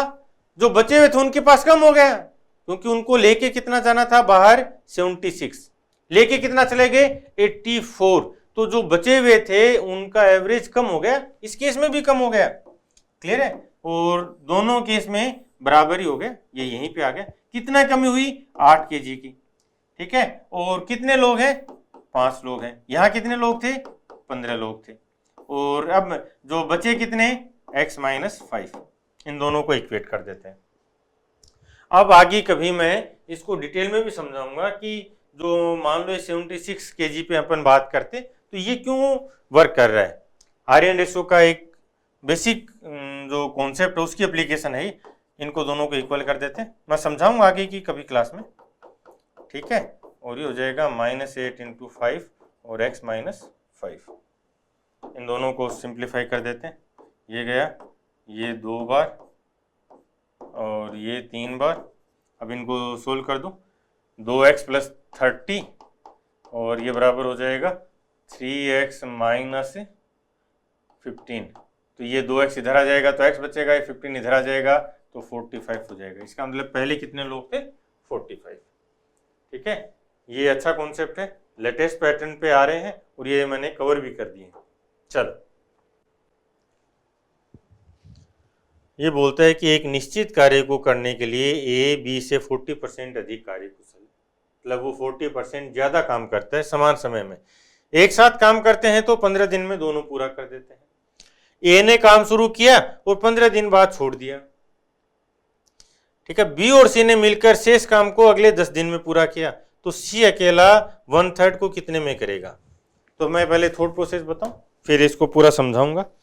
ये बोलता है कि मान लो ए और बी दोनों साथ काम करते तो वो तो 40% ज्यादा करता, बी 5 काम करता तो ए 7 काम कर देता, तो दोनों बराबर दिन में 12 काम कर देते, ठीक है। अब ये बोलता है कि 15 दिन में पूरा कर सकते हैं, तो मैं उसको 12 जो वर्क था उसको 36 बना रहा हूं। मान लो टोटल 36 पेड़ काटने थे और 15 दिन में ये 36 पेड़ काट देते हैं, तो ए कितने काटता, ए 7 × 7 × 7, 7 + 7 + 7, एक दिन के 7 पेड़ काटता है। बी एक दिन के 5 पेड़ काटता है, ठीक है, मान लिया हमने। तो या एक निश्चित टाइम में ले लो आप, ए 7 काम करता है, बी 5 काम करता है। क्लियर है। फिर बोलता है कि 40% ज्यादा है ना, फिर बोलता है कि 15 दिन में इन्होंने पूरा काम कर दिया, तो 15 दिन में 12 का मैं 3 टाइम्स ले रहा हूं, मान लो 36 टोटल वर्क होता, तो एक 7 7 7 करता 21 काम कर देता, और बी 5 5 5 यानी 15 काम कर देता, तो बी 15 दिन में 15 काम कर रहे हैं। क्लियर है, एक दिन का एक काम करता है और वो एक दिन का 1.4 काम करता है। फिर बोलता है कि ए ने काम शुरू किया और 15 दिन बाद में काम छोड़ दिया। इसका मतलब ए ने तो अपना 15 दिन का काम कर दिया, बी का 15 दिन का काम बाकी है। बी एक दिन में काम करता है तो 15 दिन के 15 काम बाकी हैं, या 15 पेड़ काटने मान लो, तो 15 पेड़ काटने बाकी हैं। बी और सी अगला शेष काम 10 दिन में पूरा करते हैं, तो बी एक दिन 15 दिन में 15 पेड़ काटता है तो 10 दिन में 10 काट दिए। इसका मतलब सी के हिस्से में 5 पेड़ आए हैं, और सी ने कितने दिन में काटे 5 पेड़, 15 दिन, ये 10 दिन में, 10 दिन काम किया ना सी ने, तो सी 10 दिन में 3 पेड़ काट देता है। क्लियर। फिर बोलता है कि 1/3 काम करना है, ठीक है ना, 1/3। तो टोटल काम कितना लिया था हमने 36, उसका 1/3 कर दो, कितना हो जाएगा 12। सी 3 काम, ठीक है ना, सी 10 दिन में कितना काम कर रहा है, जो बी था उसने 10 काम कर दिया, तो सी 10 दिन में 5 काम करता है, या 5 पेड़ काटने में 10 दिन लगाता है, तो जो पेड़ है उसका डबल टाइम लिया ना, तो 12 पेड़ काटने में कितना टाइम लेगा 24 दिन। चलो ठीक है, ये तो मैंने समझाने की कोशिश की है। यदि ये क्यों किया वो बताता हूँ। यदि आप इस लेवल पे पूरी कहानी समझ पाए हो ना, ठीक है, तो ये मानो कि आपका जो कॉन्सेप्चुअल लेवल है वो वास्तव में जो दुनिया है ना उससे बहुत आगे हो। नहीं समझ में आया तो इसका मतलब है कि आपने अभी कॉन्सेप्ट पे वर्क ही नहीं किया है, आपको वर्क करने की जरूरत है, और आपको वर्क करना ही पड़ेगा यदि आप भीड़ का हिस्सा नहीं बनना चाहते तो। चलो मैं एक बार समझाता हूँ, फिर दोबारा रिपीट करूँगा। ये उसी मेथड पे अपन कर लेते हैं कि मान लो ए और बी हैं, ये 5 काम करता है तो ये 7 काम करता है, ठीक है, दोनों मिलकर 12 काम करते हैं, और ये बोलता है कि ए और बी दोनों 15 दिन में पूरा काम कर देते हैं। 12 काम करते हैं एक दिन का, एफिशिएंसी होगी ना इनकी, तो 15 दिन में टोटल काम कितना कर दिया, 180, ये टोटल वर्क हो गया। ठीक है, फिर बोलता है कि ए ने काम शुरू किया और 15 दिन काम किया, तो ए एक दिन का तो 7 काम करता था, तो 15 दिन में कितना कर दिया, 105 काम कर दिया इन्हें। फिर कितना रह गया, 75 काम रह गया। ये 75 काम बी और सी मिलकर 10 दिन में करते हैं, तो एक दिन में कितना किया, 7.5 किसने किया, बी और सी ने मिलके। बी तो एक दिन का 5 काम करता है, दोनों मिलके करते हैं तो 7.5। इसका मतलब है जो सी है ये 2.5 काम करता है। ठीक है, फिर बोला कि 1/3 ही काम करवाना है, तो 1/3 कितना हो जाएगा, 60 ही काम हुआ, तो 60 वर्क करवाना है 2.5 के हिसाब से। ठीक है, इसको हटा दो, ये 600 हो जाएगा, 25 गुणा 24, इसका मतलब 24 दिन में। ये समझ में आ गया। अब मैं आपको ये थॉट प्रोसेस भी समझाना चाह रहा हूं।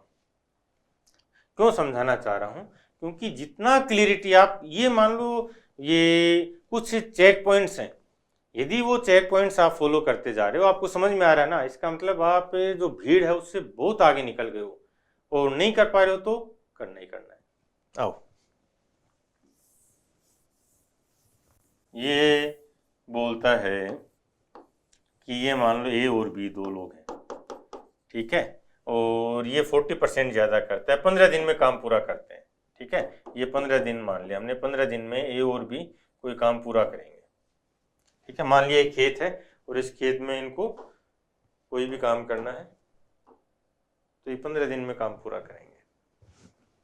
ठीक है, अब जो टोटल वर्क की बात करें तो मान लो ये 5 पेड़ काटता है तो ये 7 पेड़ काटते हैं, ये बात है।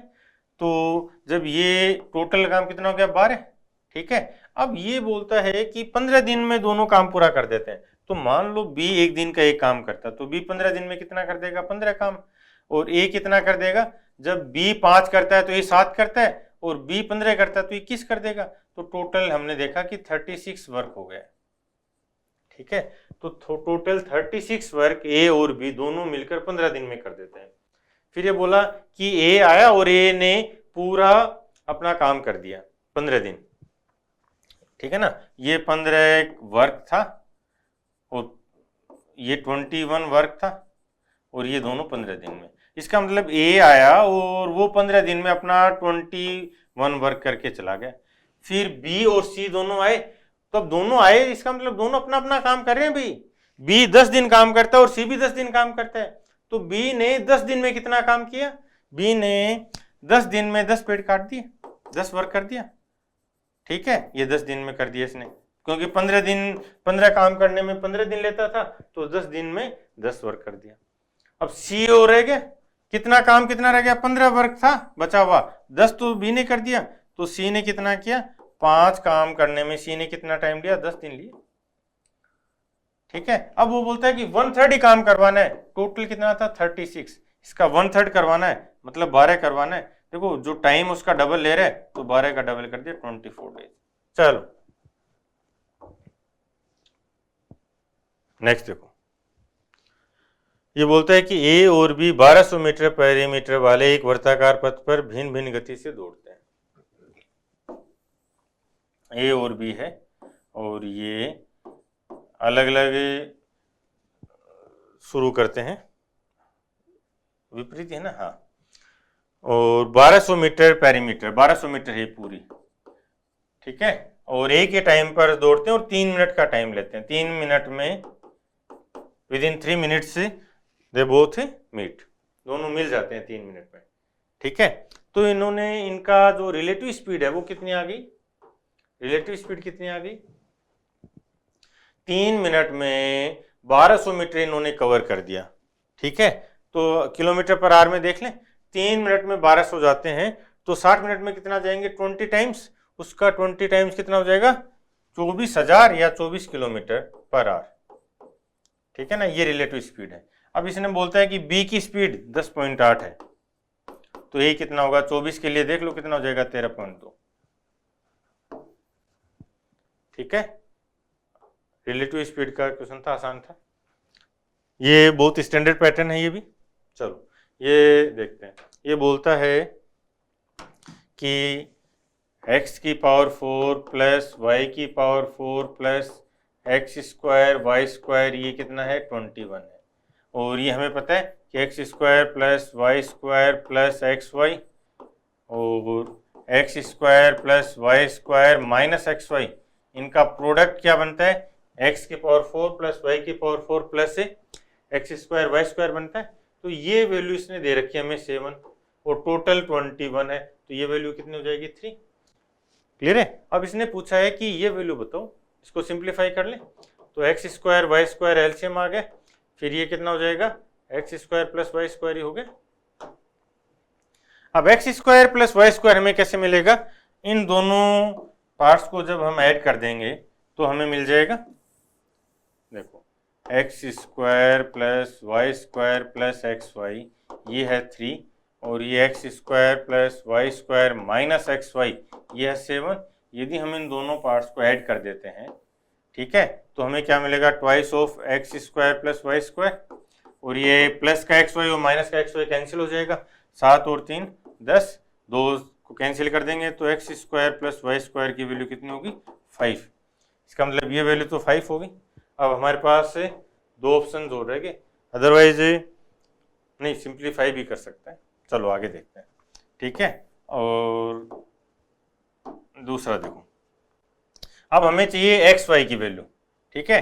तो यदि हम इनको घटा दें तो हमें एक्स वाई मिल जाएगा, घटाएंगे तो क्या हो जाएगा 2xy, और ये माइनस का 7 है तो माइनस का 4 हो जाएगा, ठीक है। -7 जब हम इसको घटा रहे हैं तो साइन चेंज हो जाएंगे, तो -4 हो गया, तो एक्स वाई की वैल्यू कितनी हो जाएगी -2।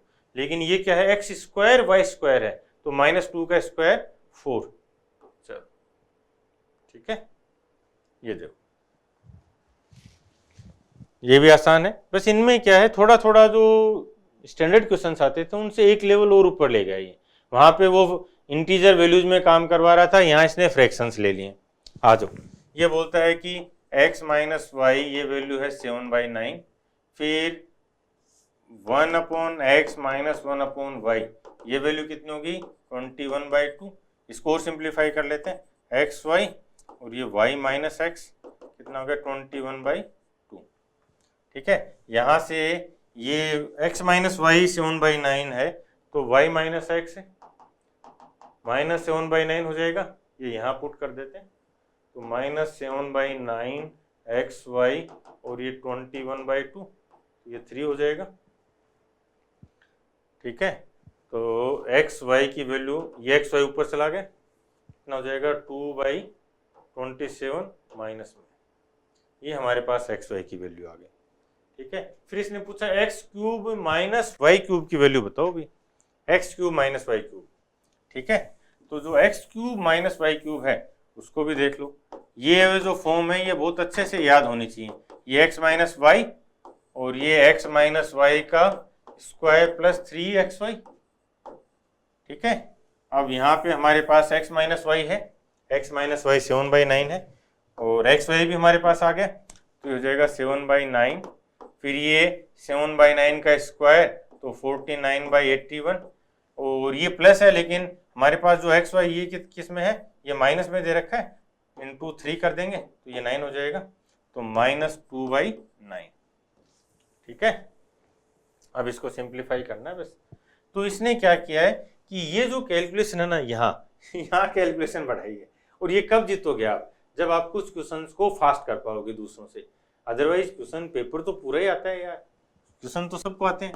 प्रॉब्लम क्या है कि आप कुछ क्वेश्चंस को बहुत फास्ट नहीं कर पाते, इसलिए सारे क्वेश्चंस में आपको उतना टाइम नहीं मिल पाता। आ जाओ, ये कितना हो जाएगा, इसको 9 से मल्टीप्लाई करते हैं ऊपर नीचे, 81 हो जाएगा, तो ये 81 और ऊपर 18 कम कर दो तो 31, इनको सिंप्लीफाई कर दो, 9 क्यूब 729, 31 गुणा 7 217, ठीक है। ये हो देखो x square plus 3y square 40 के इक्वल है, तो ये x प्लस 3y का होल स्क्वायर की फॉर्म बन रही है, आगे वही फॉर्म बननी है। और ये देखो ये एक्स क्यूब और 3 क्यूब वाई क्यूब की फॉर्म है, ठीक है। तो इसको एक तो आप ये यहाँ से भी देख सकते हो यार, ये तो आसान है, ये एक्स वाई 4 होना चाहिए प्रोडक्ट, तो या तो ये 4 और 1 होगा या 2 और 2 होगा, ठीक है। 4 और 1 4 स्क्वायर ये तो आगे निकल गए, 16 स्क्वायर गुणा 9 तो 144 हो गया, आगे निकल गया। इसका मतलब दोनों वैल्यू 2 और 2 पे चेक कर लें, एक्स और वाई दोनों 2 हों तो एक्स स्क्वायर 4 और ये सेटिस्फाई कर रहा है 4 इंटू 36 40 हो गया। अब देख लो 8 प्लस 27 इंटू 8 216, 27 इंटू 8 देखो एक बार ध्यान से, ये अच्छा नंबर है भाई, याद रखना। ये 3 क्यूब है और ये 2 क्यूब है, इसका मतलब ये 6 क्यूब होगा, कितना 216। जब ऐसे आपको एक एक नंबर दिखने लग जाएगा ना तब मजा आएगा यार। 216 और 8 224, ये लो, ठीक है। अब इसको एक बार पूरा भी डिटेल में समझा देता हूँ। ये बोलता है कि x प्लस 3y इसका स्क्वायर करेंगे तो क्या बनेगा, x square plus 9y square plus 6xy।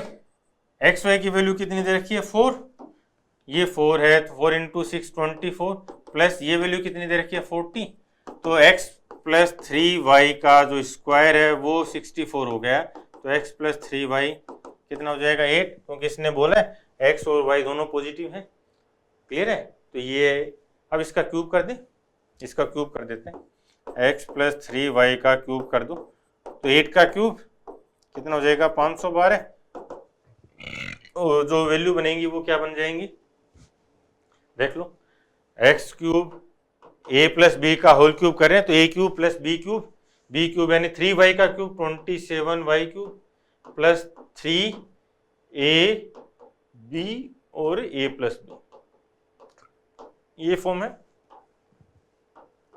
ठीक है। और ये फॉर्म हमसे पूछे, इसको हमने मान लिया k, तो 512 बराबर k प्लस ये कितना हो जाएगा, एक्स वाई की वैल्यू 4 है तो 36 और ये कितना है, ये तो 8 ही दे रखना, 36 इंटू 8 288, ठीक है। अगेन पहाड़े याद होने चाहिए, और नहीं भी याद है तो 36 तो बहुत ही अच्छा नंबर है 360 डिग्री के लिए, ठीक है ना। तो 36 इंटू 8 तो आपको रटा हुआ होना चाहिए 288, 8 ये 24 240 प्लस 6 48 240 प्लस 48 288, ठीक है। तो 288 में कितना जोड़ें, 12 जोड़ते तो 300 बन जाता, और फिर 12 और आगे गया 500 से तो 24, और 200 300 और 500 का गैप है तो 224। चलो ये देखो ये ज्योमेट्री आ गए, ठीक है ना। इनमें मैंने बहुत ही सिस्टमेटिक वे में आपको चीजें करवाई हैं, और पूरे पेपर का with solution, I repeat with solution with neon approach thought process मैं टेलीग्राम चैनल पे अपलोड करवा दूँ, ठीक है। तो टेलीग्राम जरूर ज्वाइन कर लो और शेयर करना यार, हम बहुत मेहनत कर रहे हैं आप लोगों के लिए, ठीक है ना, बहुत मेहनत कर रहे हैं। जो बड़ी बड़ी कंपनियां हैं उन सब के करोड़ों के ऑफर छोड़ के हम आप सब के फ्यूचर के लिए यहाँ पे लड़ाई लड़ रहे हैं, ठीक है ना। तो आपको इन चीज़ों को समझना चाहिए, आपको इनको अप्रिशिएट करना चाहिए कि कुछ लोग हैं जो हमारे लिए काम कर रहे हैं, ठीक है।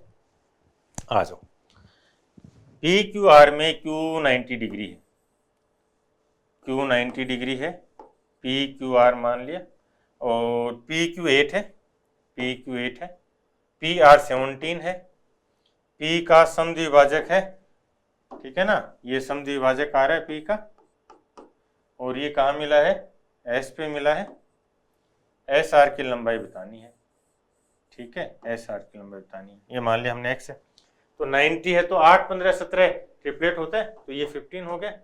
और जो एंगल बाइसेक्टर होता है वो सामने वाली भुजा को भी उसी रेशो में डिवाइड करता है जो जिन भुजाओं से मिलके वो बना होता है। तो ये 8 और 7 यानी 25 से मिलके बना है, और ये जो पार्ट है ये किसको रिप्रेजेंट कर रहा है 17 को, तो 25 में से 17 है, आर एन रेशो लगा रहा हूं, तो फिर ये जो 15 है इसमें से कितना होगा, ठीक है, 25 का 60% है, क्लियर है, तो 17 का 60%, 17 6 102 10.2 हटा,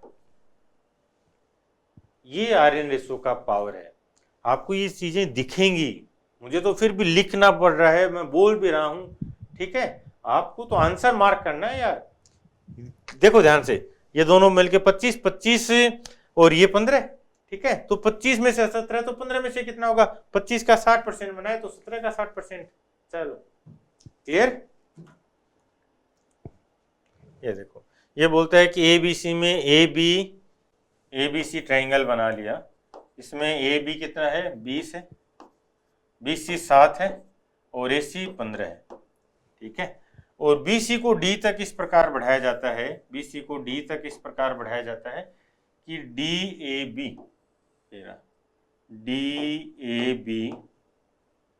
और DCA ये दोनों सिमिलर है। तो जब भी सिमिलर आए तो सबसे पहले क्या करना है? एंगल्स बना दो।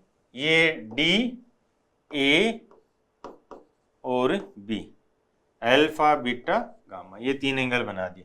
और ये अब जो सीक्वेंस में लिखा ना वैसे ही वो दूसरा बना दो। फिर ये बोलता है कि डी पे तो सेम है, तो अल्फा DC, ठीक है ना, ये C, DCA की बात करें तो ये बीटा हो जाएगा और ये A DCA ये गामा हो जाएगा, ठीक है। ये अब ये बोलता है कि CD बताओ, CD हमने मान लिया ये X है, ठीक है। तो जब भी इस टाइप के क्वेश्चन, ये अच्छा क्वेश्चन है सिमिलरिटी का, और जो पुराने क्वेश्चन है उनसे एक लेवल ऊपर लेके गए, ठीक है। तो जब भी अब ये हमारे पास 3 एंगल आ गए, अल्फा बीटा गामा, इनके ऑपोजिट साइड्स लिख दो सीधा सीधा।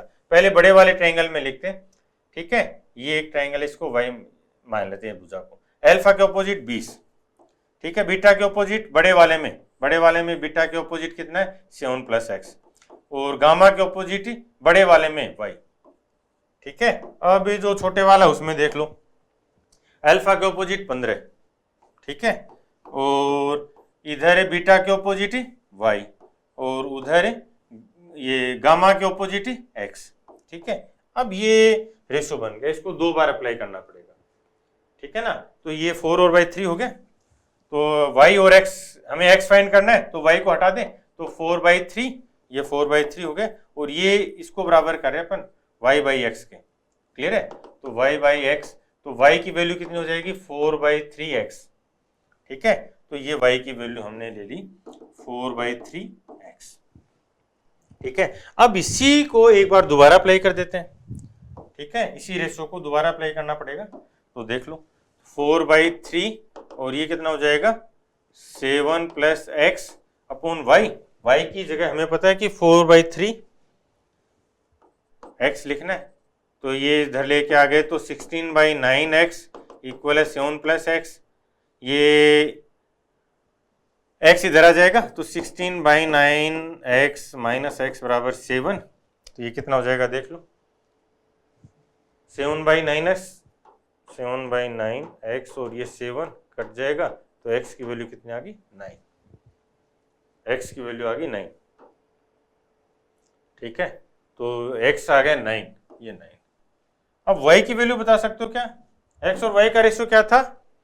x और y का जो रेशो था वो 3 और 4 का था। x यदि 3 है तो y कितना है? 4, x 9 हो गया तो y कितना हो गया? 12, तो y 12 है। तो हमारे पास ये आ गई वैल्यूज, x 9 है, y 12 है, और ये AC 15 है। तो अब आपको ये बताना है कि इस अल्फा, जो एंगल अल्फा ना, ये मुझे कमेंट करके बता देना, अल्फा की जो वैल्यू है एंगल अल्फा ये कितना है, ठीक है। ये आपको जैसे ये वैल्यू दिखती ना, दिखने के साथ याद आ जाना चाहिए था। यदि आपने ये, मैं बोल के गया हूँ 9, 12 और 15, तो आपके माइंड में कुछ चीज स्ट्राइक की है, इसका मतलब है आप सही डायरेक्शन में जा रहे हो और भीड़ से बहुत आगे हो। स्ट्राइक नहीं किया है तो कमेंट पढ़ लेना, कोई ना कोई तो ऐसा बच्चा होगा ना जो कमेंट करके बताएगा कि सर ये अल्फा कितना है, ठीक है ना। और वो अल्फा की वैल्यू देख के स्ट्राइक कर जाए तो भी अच्छी बात है कि आप कुछ तो समझ पा रहे हो। चलो, एक रेस ट्रैक है और रिंग के आकार का है, ठीक है। ये रिंग के आकार का ट्रैक है। इस ट्रैक पर आंतरिक और बाह्य परिधि, जो आंतरिक परिधि है वो तो है 880 और बाह्य है वो कितनी है? 1012। ये पेरीमीटर दे रखी है इसने, ठीक है ना। ये 2 रेडियस हो जाएंगे, छोटी और ये बड़ी। अब इस ट्रैक का एरिया पूछा है, ये मैं जो एनटीपीसी वाली क्लास है वहाँ भी करवा के गया था। जो ट्रैक है उसका एरिया के लिए मैंने प्रूव किया था। जो रिलेशन है, ये मान लिया इसकी विड्थ है, चौड़ाई है W, ठीक है। तो एरिया ऑफ पाथ याद रखना भाई, ये प्रूव भी कर सकते हो बट मैंने वहाँ करवा दिया इसलिए मैं दोबारा नहीं करवाऊंगा। पाई W और W प्लस 2 स्मॉल r, ठीक है ना, यानी ये D हो जाएगा, स्मॉल d। 2r का मतलब ये D हो गया ना, ये प्रूव कर लेना। अब हमारे पास हमें क्या चाहिए कि हमें r, कैपिटल R और स्मॉल r दोनों वैल्यू चाहिए। दोनों के लिए हमारे पास पेरीमीटर है। यदि R7 होता है तो देखो एक बार 2 गुणा 22/7 गुणा 7, तो कितना होता है पेरीमीटर? 44, ठीक है। और पेरीमीटर और जो रेडियस है वो डायरेक्टली प्रोपोर्शनल है, तो पेरीमीटर हमने डबल कर दी तो ये रेडियस डबल कर दी तो पेरीमीटर डबल हो गई, ठीक है। और ये बोल रहा है कि 880 है तो 140 हो गया, क्लियर है। तो जो रेडियस है वो 140 है। ये इसके लिए आपको कुछ करना ही नहीं था। हाँ, ये जरूर आप देख सकते हो यदि आपकी प्रैक्टिस नहीं है तो 1012, ठीक है। लेकिन देख लो 44 का भाग दो इसमें, 44 दूनी 88, 88 और 13 132 3, 23 गुणा 7 कितना हो जाएगा? 161, 140 और 21 161, ठीक है। अब तो आसान हो गया। पाई कितना है? 22/7 इंटू विड्थ कितनी है? 21। अंदर वाली जो रेडियस है वो तो 140 है, बाहर वाली 161 है, तो 21, फिर 21 प्लस 140 यानी नहीं डबल करना है भाई, ये ध्यान रखना है। 280, 301, ठीक है, 301, ये 3 टाइम्स हो जाएगा तो 66 इंटू 301। अब इसको पूरा सोल्व कर दो या लास्ट डिजिट से भी देख लो, 66 आना चाहिए लास्ट 2 डिजिट, ठीक है।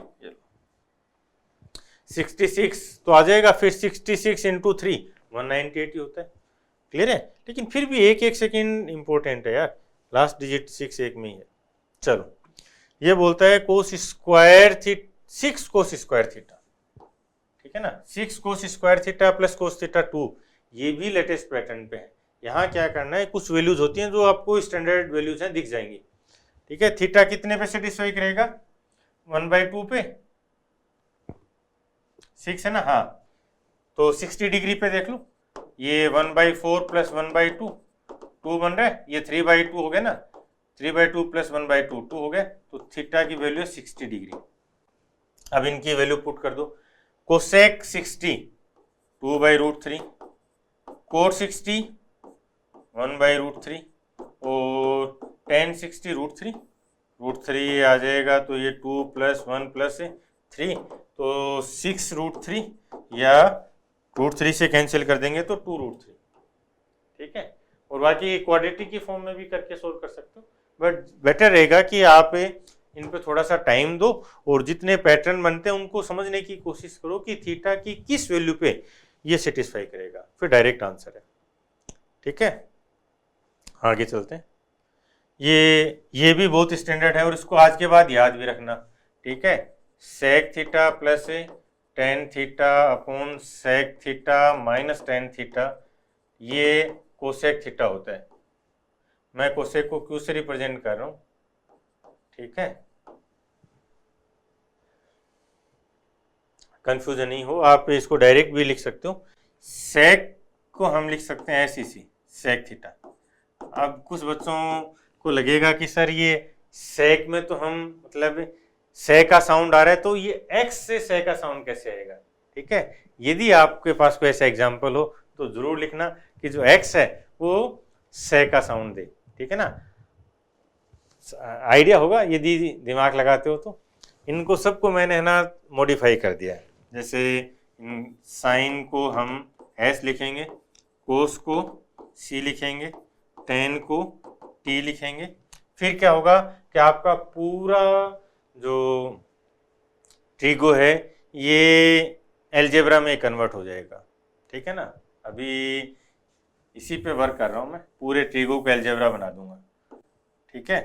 तो फिर आता है हमारा कोट थीटा, तो कोट को हमेशा KOT लिखना है, की कोट को के से रिप्रेजेंट करेंगे KOT। फिर सेक XCC, सेक थीटा को एक्स से रिप्रेजेंट करना है और कोसेक थीटा को क्यू से रिप्रेजेंट करना है, कोसेक, ठीक है। तो ये क्यू हो जाएगा। अब ये सिंबल्स आ गए सबके लिए, और आप देखोगे कि थोड़ा शुरू में तो थोड़ा सा आपको अलग लगेगा, लेकिन 15-20 दिन में ना आप बिल्कुल नॉर्मल हो जाओगे कि इन सिंबल्स के लिए, ठीक है। तो ये जरूर बताना है कि ये एक्स लिया है मैंने, क्या ये भी से का साउंड दे सकता है क्या। चलो, तो इसको मैं लिख रहा हूँ एक्स प्लस टी और एक्स माइनस टी, ये क्या होता है, क्यू के बराबर होता है। याद रखना इसको हमेशा। कंपोनेंडो डिविडेंडो लगा सकते हैं अपन, ठीक है, बट ये याद होना चाहिए क्योंकि ये कम से कम भी 20 क्वेश्चंस में आ चुका है। तो आप हर बार कंपोनेंडो डिविडेंडो लगा के पहुंचो, इसके बजाय बेटर है ना कि आप यहीं पे समझ जाओ, ठीक है।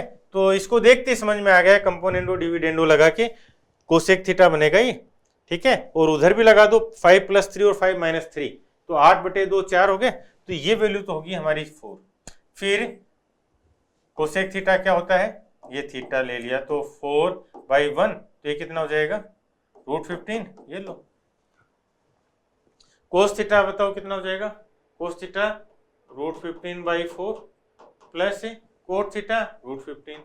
अब यहाँ पे डायरेक्ट जोड़ दो, 4 और 4 में कितना हो जाएगा, 16 + 5 √15/4, ठीक है। इन पे आप वर्क करना, और जहां भी आज के बाद आप सेक थीटा लिखो तो सेक थीटा ऐसे लिखना है, ठीक है। कोट थीटा लिखो तो क्यूटी लिखना है। इंग्लिश हमें ये तो आज़ादी देते हैं ना कि आप अलग अलग जो लेटर्स हैं वो अलग अलग साउंड करते हैं। कोट सी भी करता है, के भी करता है, और कोसेक, ठीक है ना, के का साउंड क्यू से भी आता है ठीक है, कोसेक थीटा ऐसे लिखना। फिर इनके जो सिंबल्स हैं ये आपको रटने नहीं पड़ेंगे। साइन एस, कोस सी, को टेन टी, फिर कोट केओटी के, सेक एक्स सी, ये जरूर बताना है कमेंट में, और कोसेक क्यूसेक। क्लियर है, आगे चलते हैं। ये पाई चार्ट आ गया।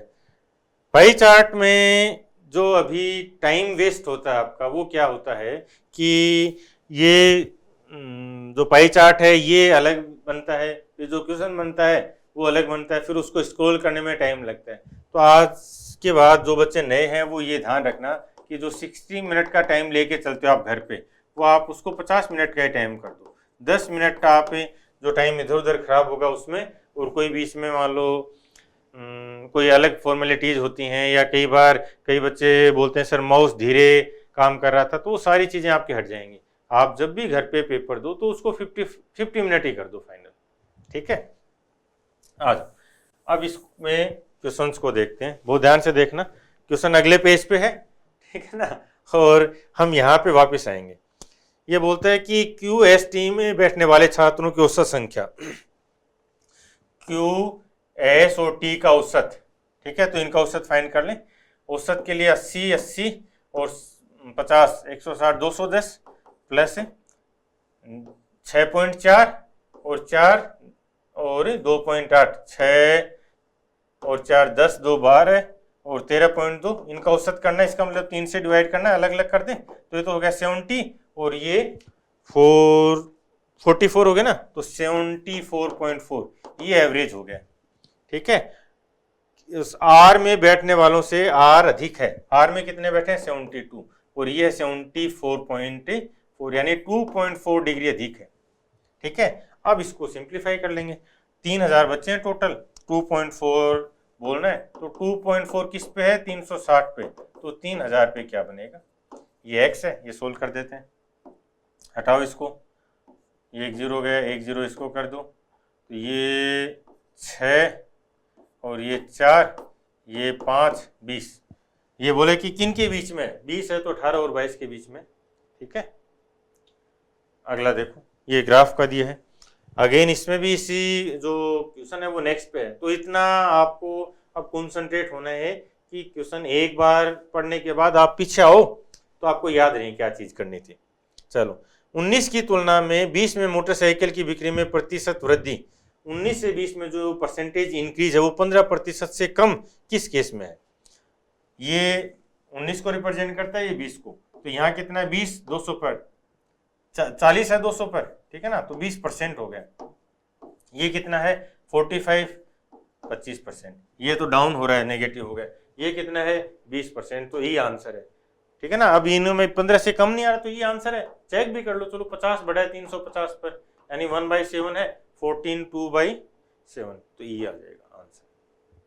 चलो ठीक है ना। इस लेवल पे आपको माइंड को ट्रेनिंग देनी पड़ेगी यार, यदि टाइम बचाना है तो। जो आप अभी तक आए ना बचपन से करते, एक एक पॉइंट को एक लाइन पढ़ ली, फिर कुछ लिख लिया, फिर एक लाइन पढ़ ली, उनसे आजाद होना पड़ेगा भाई। माइंड को ट्रेनिंग है, बस माइंड को आप जो ट्रेनिंग दोगे ना, माइंड वैसे तैयार है। आप ये बोलोगे कि भाई ऐसे करना है, तो माइंड वैसे ही करेगा। आप ये बोलोगे कि मैं ये नहीं कर पाऊंगा, तो माइंड भी बोलेगा तू नहीं कर पाएगा। इसलिए हमेशा पॉजिटिव अफर्मेशंस दोगे कि मैं करूंगा, सिलेक्शन लूंगा, मैं ये भी करूंगा, मैं ये भी करूंगा, मैं ऐसे भी करूंगा और मैं जीतूंगा। माइंड जिताएगा, ठीक है ना। और उसमें किस डायरेक्शन में आगे बढ़ना है, वो मैं यहाँ पे खड़ा हूं, बेस्ट गाइडेंस के लिए, बेस्ट स्ट्रेटेजी के लिए, बेस्ट मेथड्स के लिए, बेस्ट मटेरियल के लिए। पूरे इंडिया लेवल पे हमने बेस्ट रिजल्ट्स दिए लगातार, और आगे भी देते रहेंगे, ठीक है। आओ सोल्व करते हैं। ये ग्राफ है, इसका अध्ययन करके आंसर बताओ। इंपोर्ट और एक्सपोर्ट की बात कर रहे हैं 15 से 19 तक। आओ देखते हैं। 15, 17 और 18 में जो औसत निर्यात था, 15, 17 और 18 का औसत निर्यात, एक्सपोर्ट है 15, ठीक है, 17 और 18 का औसत निकाल दो, कितना हो जाएगा 150, 480 और 150, 580, 630 का औसत 210 हो गया, ठीक है। अब आगे चलते हैं। 15 से 18 तक के कुल आयात का कितना प्रतिशत है? 15 से 18 तक का जो टोटल इंपोर्ट है उसका बता दो। 15 से 18 तक का जो टोटल है वो बता दो। 320 और 180 500 और 450 950, ठीक है 950। ये फाइन करना है, हटाओ इसको फटाफट। तो एक और कैंसिल कर दो 19 और ये 20, तो 420 में 21 गुना 20 हो गया ना, 19 का भाग देना है। 19 दूनी 38, 40, 2 38 और 1 22.1, ठीक है 22.1 हटा। क्लियर है? तो ये पूरा पेपर कर लिया हमने। ये आप इसको देखोगे, ये नवजीत और इनके फादर, इन्होंने फादर का मदर का बहुत सपोर्ट रहा। तो जो पेरेंट्स हैं जो बच्चों पे प्रेशर डाल रहे हैं कि तुम नहीं कर पाए, तो उनको थोड़ा सा पेशेंस रखना चाहिए, अपने बच्चे पे फेथ करो, थोड़ा टाइम दो। नवजीत कॉमर्स की स्टूडेंट होके ऑल इंडिया 6 रैंक पे गई है, 200 में से 200 का स्कोर किया है, ठीक है ना। और पारुल मित्तल, ऐसा नहीं है कि हमने पहली बार ही कोई ऑल इंडिया 6 रैंक दी है, 2015 में भी पारुल की जो रैंक थी वो 9 थी, ठीक है। और ये स्कोर दे ही रखा है। ये टेलीग्राम है, अभी ज़रूर ज्वाइन करना और अपने दोस्तों को भी शेयर करना। यहाँ जो फेज 9 के जितने भी सेट्स हुए हैं, मैं सबका डिटेल सॉल्यूशन के साथ, ठीक है ना, डिटेल सॉल्यूशन के साथ PDF अपलोड करवा दूंगा, ठीक है। और उन सॉल्यूशंस में खास बात ये रहेगी, न्यून अप्रोच और थॉट प्रोसेस भी लिखी होगी। अभी तक बच्चे बोलते हैं कि सर कई बार हम ये नहीं समझ पाते कि बाद में कैसे अप्लाई करना है, तो मैं जो आपको PDF दूंगा उसमें न्यून अप्रोच और थॉट प्रोसेस लिख के दे दूंगा। अब आपका, मैंने अपना रोल प्ले कर दिया है, मैंने हर बार बच्चों के लिए खूब मेहनत की, हमारी पूरी टीम मेहनत करती है। हमारे बच्चे भी जो शिष्य भाव से आते हैं वो टॉपर बन के गए हैं। अब आपकी बारी है, यदि आपको कुछ बनना है तो हमारे साथ आओ, खूब मेहनत करो, और जो हम एफर्ट कर रहे हैं, जो मेहनत कर रहे हैं ना, उस मेहनत को बच्चों तक बताओ, शेयर करो, लाइक करो, अच्छा कमेंट करो, और कमेंट में बोलो कि सर करूँगा इस बार, ठीक है ना। और आपका चाहे कैसी भी परिस्थितियाँ हों, आप चाहे कितना भी डाउन फील कर रहे हो, कभी भी ये नहीं बोलना है कि यार मेरा क्या होगा, ये नहीं बोलना है कि सर मैं कर पाऊँगा नहीं कर पाऊँगा, ये डाउट होना नहीं चाहिए। 2-5 क्वेश्चंस नहीं हुए कोई बात नहीं यार, कोई कॉन्सेप्ट में प्रॉब्लम है, डरना नहीं है। ये रहना चाहिए हमेशा कि करके जाऊँगा, मैं यहाँ पे करने आया था, और फिर मेरे साथ आ जाओ, लगो खूब मेहनत करके। और शेयर ज़रूर करोगे, यदि आप हमारे साथ इम्प्रूव कर रहे हो तो मुझे भी बताओगे कि सर मैंने इम्प्रूव किया है, और अपने दोस्तों को भी बताओगे, ठीक है। Thank you, thank you.